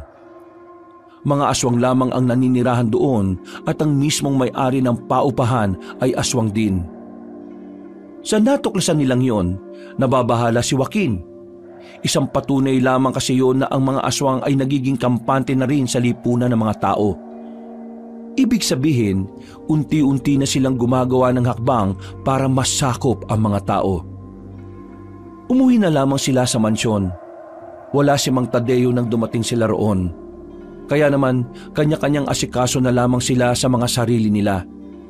Makalipas ang ilang minuto, makakasama silang tumambay sa balkonahin ng mansyon. nagkakape. Tamang relax matapos makipagpatayan sa mababangis na nilalang. Di mo naman sinabi sa akin, boss, na may kapangyarihan ka pala. Sa pelikula ko lang napapanood yung mga ganyan eh. Angas mo, boss, ha? Huwag mo nga akong tinatawag na boss. Hindi ako amo rito, no? Pero ikaw ang pinakamalakas eh. Angas mo kaya. Paano ka ba nagkaroon ng ganyan? Nakwento ko na to kay Dennis. Sa kanya mo na lang tanungin. Uy, Dennis, sabihin mo naman sa akin, oh. Tsaka na, natamad ako magkwento. Walaan mo na lang. Kung talaga kahit kailan, wala kang pakisama. Ikaw yung walang pakisama, no? Baka nakakalimutan mo. Tagal mo akong binubuli, ha? Ano ka ba? Tagal na nun, no? Humingi na nga ako ng tawad sa'yo, eh. Di ka ba maka-move on? Wala akong sinasabi na pinatawad na kita, no? Hoy, kayong dalawa, magkakampi na kayo mula ngayon. Magkasama na kayo sa trabaho. At tandaan nyo, hindi lang natin to ginagawa para sa pera. Ginagawa na rin natin to para sa mga taong mahal natin at sa mga taong pilit nating hinihiwalay sa kapahamakan. Ang mga aswang na kinakalaban natin, sila ang magiging dahilan kung bakit magkakaroon ng kamatayan sa baryong to. Kaya kayong dalawa, sanayin nyo ng tingnan ng mga sarili nyo na bilang magkakampi. Kalimutan nyo na muna yung nakaraan. Saka na kayo magsuntukan kapag tapos na natin ang problemang ito. Joaquin, tatanong ko lang. May ideya na ba kayo kung sino yung tinuturing na pinuno ng mga aswang? Sa dami na ng napatay at nanakawan nilang mga negosyante, malamang sa malamang mahihirapan kaming malaman kung sino siya. Iba ang galawan ng aswang kapag may pera. Sinasabi mo bang nakakaroon din sila ng koneksyon sa mga matataas na tao? Hindi malabo. Kaya nga hindi ito magiging madali. Lalo na ngayon, 3 pa lang tayong lumalaban. Wala pang ibang inaasahan natin na makakasama natin. Alam nyo, sa totoo lang, duwag talaga akong tao eh. Kaya ako naging bully. Kasi yun yung paraan ko para itago kung gaano ko kaduwag. Kaya nga ngayon, kahit na iniwan ako ng mga barkada ko sa labang ito, hindi ako matras eh. Kasi gusto kong malagpasan yung kaduwagan ko. Unang tingin ko pa lang sa'yo, alam ko na ikaw yung tipo ng taong hindi makakapalag sa mas malakas. Pero hindi kita tiningnan bilang mahina ah. Tama yung ginagawa mo. Tama lang na ginugusto mong lagpasan ng mga bagay na alam mong nagiging hadlang sa pag-unlad mo. Hindi ka hinaan ng kaduwagan. Ang kaduwagan ay isang parte ng buhay ng tao na maaaring maging daan para malaman mo kung gaano ka katapang. Walang matapang na matapang kaagad. Minsan, sa buhay nating lahat, naranasan nating matakot.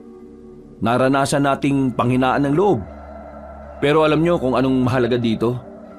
Yun na yung handa kang lagpasan ng mga bagay na kinatatakutan mo. Yung mga sundalo, lahat yan may kaduwagan yan bago sila humawak ng baril. Yung mga piloto, nakaramdam din yan ng pagkalula bago umere. At kahit tayo ng mga bata pa tayo, natakot muna tayo bago tayo matuli. Kasi, tao lang din tayo eh. Hindi tayo ginawang matibay kaagad. Dahil ang katibayan ay nabubuo base sa mga bagay na nararanasan at pinaniniwalaan natin. At kung maniniwala kayo palagi na kakayanin nyo mga hamon sa inyo, edi hindi kayo magiging mahina. Napatango na lamang ang 2 binata sa mga sinabi ni Joaquin. Kahit na papaano, gumaan na rin ang pakiramdam ni Lolong. Tumaas ang kanyang moral dahil sa mga magagandang salita ng kanilang narinig. Kinabukasan ng umaga na sila bumalik ng baryo. Pagdaan nila sa bahay nila Dennis, isang balita ang sumalubong sa binata. Ayon sa mga tiyuhin ni Dennis, ang kanyang lola Luming ay sumama na sa matandang lalaki na si Garawi. Nagsabi daw yun na kahit kailan, hindi na babalik sa bahay na yon. Sa madaling sabi, magsasama na sila ni Garawi. Imbis na mabahala, nawalan na lang din ng pakialam si Dennis. Kahit na kailan naman kasi, hindi naman siya pinakinggan ng pamilyang kumupkup sa kanya. Anong plano mo ngayon? Wala naman ako magagawa eh. Magkasama na sila, di bahala na sila. Oh, ano? Dito na muna ako. Uwihan ko lang muna yung kapatid ko. Tumango na lamang si Dennis. Naglakad na lang din si Joaquin patungo sa kanilang bahay. Inabutan niya si Gandara na nagluluto na ng kanilang agahan. Sabog-sabog pa ang mahaba nitong buhok. Ikaw Morning ka na umuwi Di mo ba knows na delikado na ang life now? Kalat na ngayon ang balita, no? Yung nangyari sa bayan, maraming aswangit ang pinatay sa isang paupahan. Ang sabi ng ibang nakakita, may 3 lalaki daw na pumuksa sa mga yon. Ay nako, sino kaya yung 3 lalaki na ite? Di ba sila natakot sa mga monster? Ayos lang naman ako. Ikaw ang mag-ingat kasi hindi mo kayang protektahan ang sarili mo. Haller! Ako? Di ko kaya protect ang aking self? Hindi mo sure, ha? Hindi ako nakikipagbiruan ha. Seryoso ako, Gabriel. Kapag sinabi ko mag-ingat ka talaga. Okay, sabi mo Pero, ano yung gasgas sa braso mo, brother? Wala yan. Basta. Ano nga? Sige na, matutulog na muna ako. Pakigising na lang ako ng bandang 4:00 ng hapon. Naging mahimbing naman ang tulog ni Joaquin ng mga sandaling yon. Pero bandang 3:00 pa lang ay binulabog na siya. Hindi ng kanyang kapatid kung hindi si Dennis na tila natataranta. Napamura si Joaquin. Inis itong bumangon. Nakasimangot at saka nagdabog. Ano ba? Sarap ng tulog ng tao Joaquin, gumagawa na ng akbang ang mga aswang. Yung incheck na negosyante sa dulo ng baryo natin. Pinagnakawan at pinatay ng mga aswang. Kanina lang. Ha? Ano? Naalarma ang lalaki. Agad siyang napatayo. Ang balitang yun ang tila nagpagising ng kanyang natutulog na diwa. Pumunta sila sa pinangyarihan. Pero pagdating nila, hinahakot na ang bangkay ng pamilyang mayaman. Lahat ng taong naroon ay kinikilabutan. At lahat sila, walang ibang sinasabi kundi aswang ang pumaslang sa mga yon. May mga nakakita. Ang sabi nila, isang sasakyan daw yung tumigil sa harapan ng bahay ng mga incheck na yan. Tapos, bigla raw lumabas yung mga aswang. Walang nagawa yung mga gwardya Pinatay agad sila. Mabibilis daw yung mga aswang. Parang hindi tinatamaan. Yung parang nangunguna daw sa mga yun, 2 matanda. Isang matandang lalaki, isang matandang babae. Hindi nila makilala yung mukha kasi nakaan yung aswang daw Tara, pumunta tayo sa mansyon ngayon din. Kailangan na natin bumuo ng matinding plano. Pupuntahan na natin ang kuta nila kahit na tayo-tayo lang. Alam niyo na kung saan naglulungga yung mga aswang? Oo, tayo na lang ang hinihintay nila. Di ba, delikado na kakaunti lang tayo. Hindi naman sa natatakot ako Iniisip ko lang yung tsansa na manalo tayo kung mas marami sila kaysa sa atin. Wala na tayong ibang magagawa. Kailangan nating sumugal. Mas makakagawa pa ng masama ang mga aswang na yon kung hihintayin pa natin dumami tayo. Ngayon, gusto kong malaman, sasama ka pa ba? Oo naman sasama ako. Yun naman pala di pumunta na tayo sa mansyon. Wala silang sinayang na sandali. Kinausap na agad nila ang matandang si Tadeo. Sa kasamaang palad, kakaunting bilang pa rin ang grupo nila. Iilan pa lang din kasi ang mga dati nilang kasama ang nagdesisyon na bumalik. Habang ang iba naman ay hindi na talaga nagpakita. Ganun pa man, bumuo pa rin sila ng plano. Kailangan na nilang kumilos at ang mismong araw na yon ang kanilang magiging simula. Sigurado na ba yung plano? Mamayang gabi na talaga tayo atake sa kuta ng mga aswang? Oo, wala na tayong dapat palagpasin pa. Samahan na lang natin ng dasal mamaya na sana huwag kang mamatay. Ano naman to? Para mo na rin sinabi na sana mamatay ako. Lolong, mamaya, isang tabi na muna natin kung ano man yung problema natin sa isa't isa Gusto ko magtrabaho ng maayos sa laban. Wala namang problema sa akin. Ikaw lang naman yung masyadong... Aray ko! Nagsimula ka na naman Maayos na kayo. Maglalakbay na tayo. Hapon pa lang Malayo-layo yung kinaroroonan ng kalaban natin. Akala mo ba sa norte lang? Oo, may kuta sila sa norte. Pero lagpas pa doon, meron pa. Nasa dulo ang mas malalakas. Kaya dapat handa kayo. Sige na, magsiayos na kayo. Maya-maya pa'y inihanda na rin ng mga manunugis ang kanilang mga sarili. Makulimlim na ang hapon nang umalis na sila sa mansyon. Wala pang 20 kataong kanilang bilang. Sumama na rin sa kanila ang matandang si Tadeo. Naalala ko nung araw, pumapas lang kami ng mga aswang pero walang binabayad sa amin. Ginagawa lang namin yon bilang libangan. Hindi ko inakala ngayon na ang mga aswang na ito ang magpapayaman sa akin. Kailan ba kayo nagsimulang kumita sa pagpasilang sa mga aswang? Nung isang beses na meron akong iniligtas na mayamang matandang babae, binayaran niya ako ng pera. Tapos doon ko na naisip na pwede kong pagkakitaan ng pagpasilang sa mga aswang. Ayun, nagsunod-sunod. Hanggang sa magkaedad na ako. Naganap na lang ako ng mga tao na pwede kong turuan at gawing silang tao. Isa sa nakilala ko itong kaibigan niyong si Joaquin. Basagulero ang isang yan. Lahat ng makita niyang hindi niya gusto, binabasag niya ang muka. Basta, wala makapalag sa kanya na kahit na sino. Nang makulong yan, alam ko na talaga na maghahari yan sa loob. Ang iniisip ko nga kapag lumabas siya mas lalo siyang magiging maangas. Pero nagulat ako. Aba, bumait. Mang Tadeo naman, masyado mo naman akong pinapakilala sa kanila eh. Pero, wag kayo. Si Joaquin ang pinakamalakas na manunugis dito sa atin. Mas malakas pa siya sa akin. Kaya nga nang mawala siya sa akin ang dami nang nangyari. Wala na akong may ligtas na kliyente. Buti na nga lang marami akong naipon. Kasi kung wala, patay talaga ako sa gutom. 10 taon ding nawala si Joaquin Ang daming nangyari. Kayo po, kaya niyo pa po ba talagang lumaban ngayon? Mang Tadeo, sinasabi niya yata na matanda na kayo. Hindi, sinisiguro ko lang ang kaligtasan niya, no? Wala namang problema. Pero ang totoo, hirap na rin ako gumalaw. Pero kaya ko pa naman. Gusto ko rin namang masubukan kung kupas na ba ako o hindi.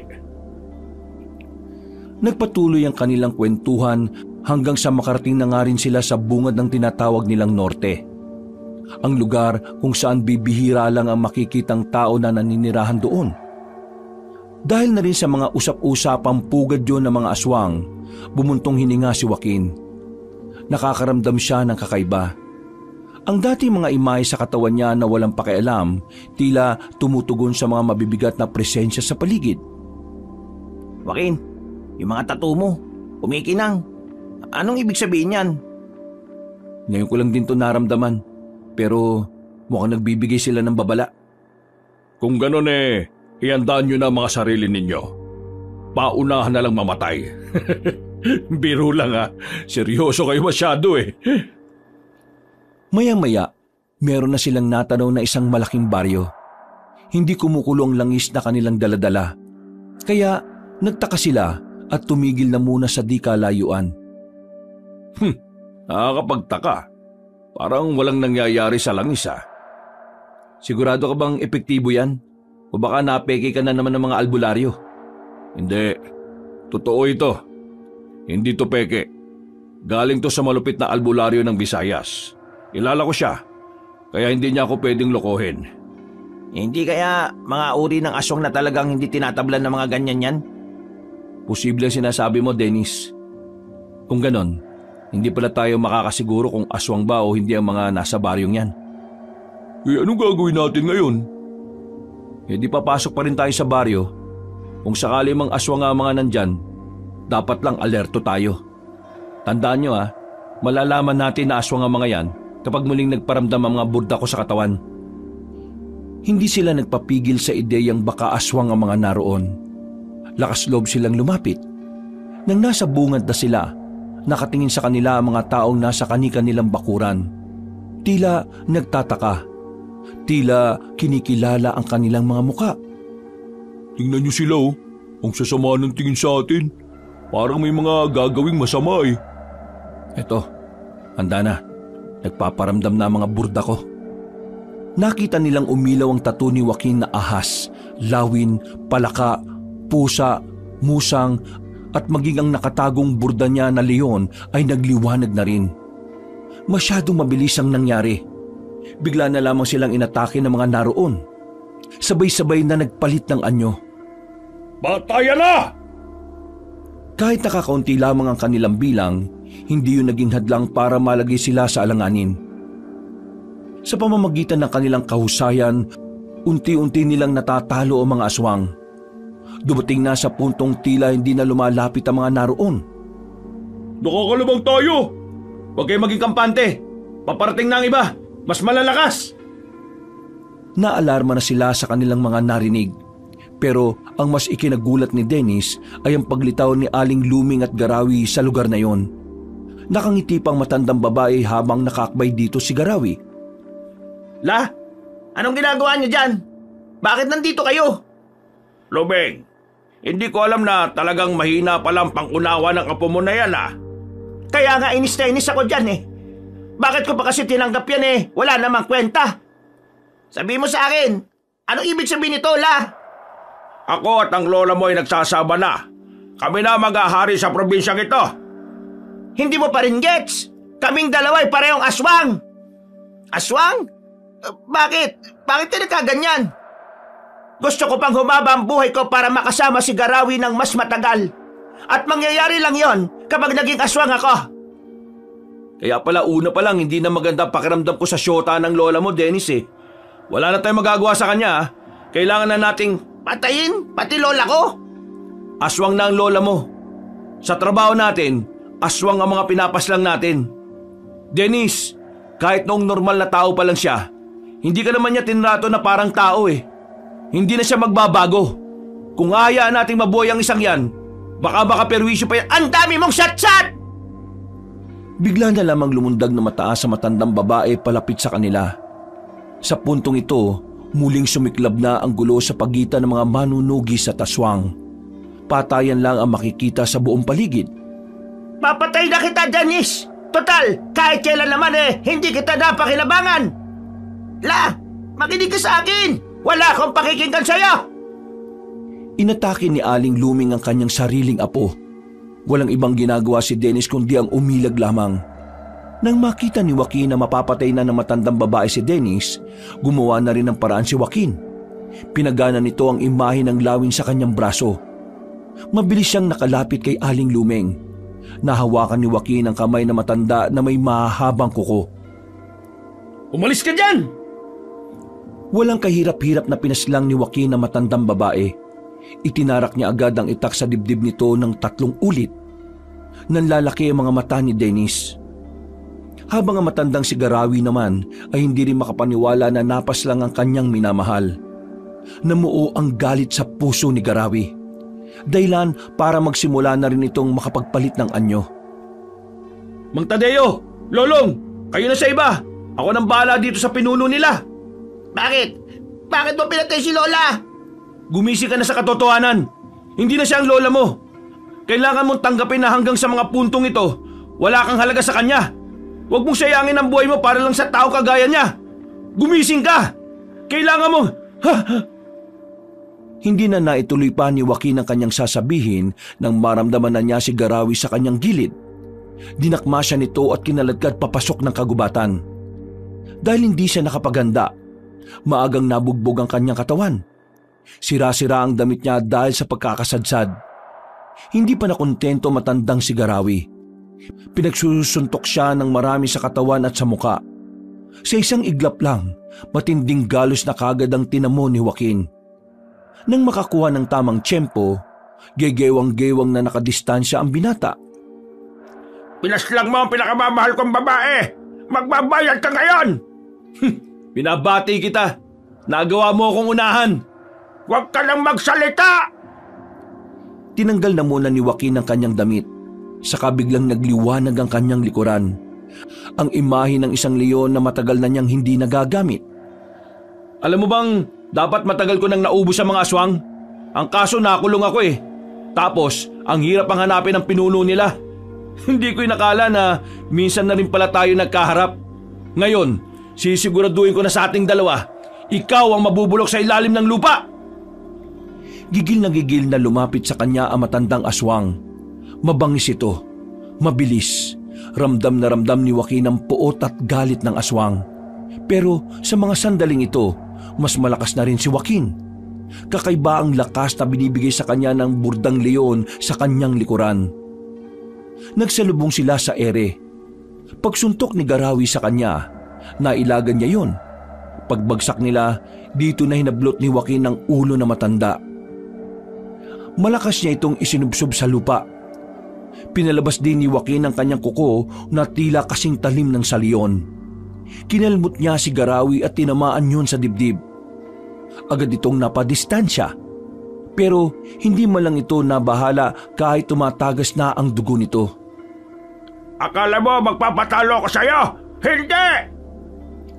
Mas lalong bumili sa matandang aswang. Kumpara sa mga naunang minuto, mas mabilis at maliksi na ito kung kumilos. Maya-maya pa, tinamaan na rin siya ng aswang sa kaliwang braso. Paglingon niya sa likuran, kinalmot din siya nito sa likod. Naramdaman niya ang sakit. Hindi niya may kakailayon dahil napansin din yun ng kanyang kalaban.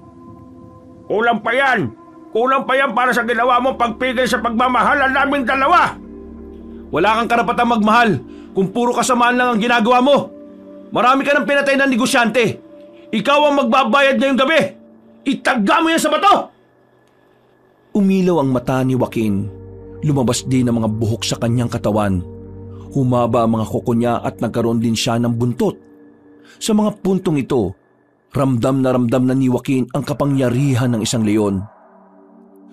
Bago ka mawala sa mundong ito, gusto ko lang magpakilala. Ako si Joaquin. Ako si Joaquin Bordado, ang mortal na maghahatid sa iyo sa impyerno! Nagulat na lamang si Garawi nang biglang makarating na agad si Joaquin sa kanyang likuran. Hindi na nakailag ang matandang lalaki. Tinarak na ni Joaquin ang mahahaba niyang kuko. Hindi pa ito nakontento at kinalmot niya pa yon sa bandang balikat. Sa mga sandaling yon, tila nawala ang angas ng kalaban ni Joaquin. Nabahala ito para sa sariling kaligtasan. Naramdaman ni Garawi kung gaano kalayo ang agwat nila ni Joaquin. Anong klaseng nilalang ka? Ako magiging hatol mo ngayong gabi, aswang. Ihatid na kita kung saan ka man dapat naroon. Mas sumaba pa ang kuko ni Joaquin sa mga sandaling yon. Mabilis itong nakalapit. Agad namang itinarak ni Joaquin ang kanyang mahabang kuko sa mismong dibdib ni Garawi. Wala nang nagawa ang matandang lalaki dahil sa kakaiba niyang bilis. At sa mga sandaling yon, tuluyan na ngang natalo ang matandang aswang. Marami itong napaluhod hanggang sa napahiga na sa lupa habang sumusuka ng itim na dugo. Hanggang dito na lang ang kasamaan mo. Magpaalam ka na sa mundong ito. Maya-maya pa'y tuluyan na ngang nalagutan ng hininga ang aswang. Bumuntong hininga na lamang si Joaquin. Bigla niyang naramdaman ng panghihina. Sa paggamit niya kasi sa pinakamalakas niyang burda sa katawan, tila hinigop din ito ang kalakasan niya. Sinasabi ko na nga be. Napaiga na lang din siya sa lupa. Nakaramdam siya ng pagkahilo hanggang sa tuluyan na nga siyang nawala ng malay. Nang magising siya ay nakabalik na sila sa mansyon. Umaga na, tapos na rin ang laban. At ayon kay Mang Tadeo, natalo na rin nila ang mga aswang. Nakabalik naman na ang lakas ni Joaquin ng mga sandaling yon. Kinaya na niya ulit makabangon at makapaglakad na maayos. Nasaan si Dennis? Kagabi pa yun umuwi. Hindi nga kami kinikibo eh. Saan ka naman pupunta? Kakabalik lang ng lakas mo ha. Magpahinga ka na muna. Oo nga, saka natalo na natin ang mga aswang. Siguro naman, ayos lang na magdiwang tayo no? Sige na, mauna na kayo. Kailangan kong kausapin si Dennis. Lumabas ng bahay ang lalaki. Umuwi siya sa kanilang baryo at agad din naman niyang nakita si Dennis na naglalakad. Hinabol niya ito at tinapik sa balikat. Dennis, patawarin mo ako sa ginawa ko ha. Pero sana maintindihan mo na kung hindi ko yung ginawa, ikaw naman ang namatay. Joaquin, di naman ako galit sa iyo eh. Wala akong samaan ng loob.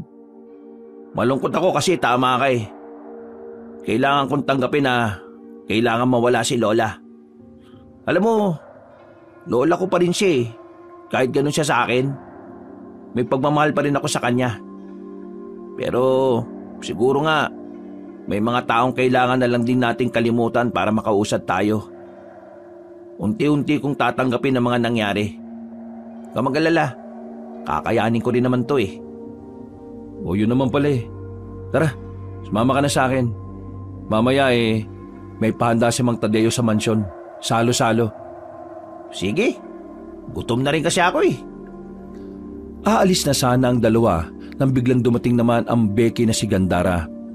Hinarang sila nitong dalawa. Oy, buti naman nakita ko kayong dalawa, no? Diyos ko naman to. Tulungan niyo naman muna, Kes, magbuhat ng bigas. Visit ka, kuya, ha? Di mo naman sinabi na ngayon darating mga bigas na binili mo. Ay, oo nga pala. Tara, tulungan nga muna natin tong taong to. Kailan mo aaminin sa kanya yung tungkol sa pagiging manunugis mo?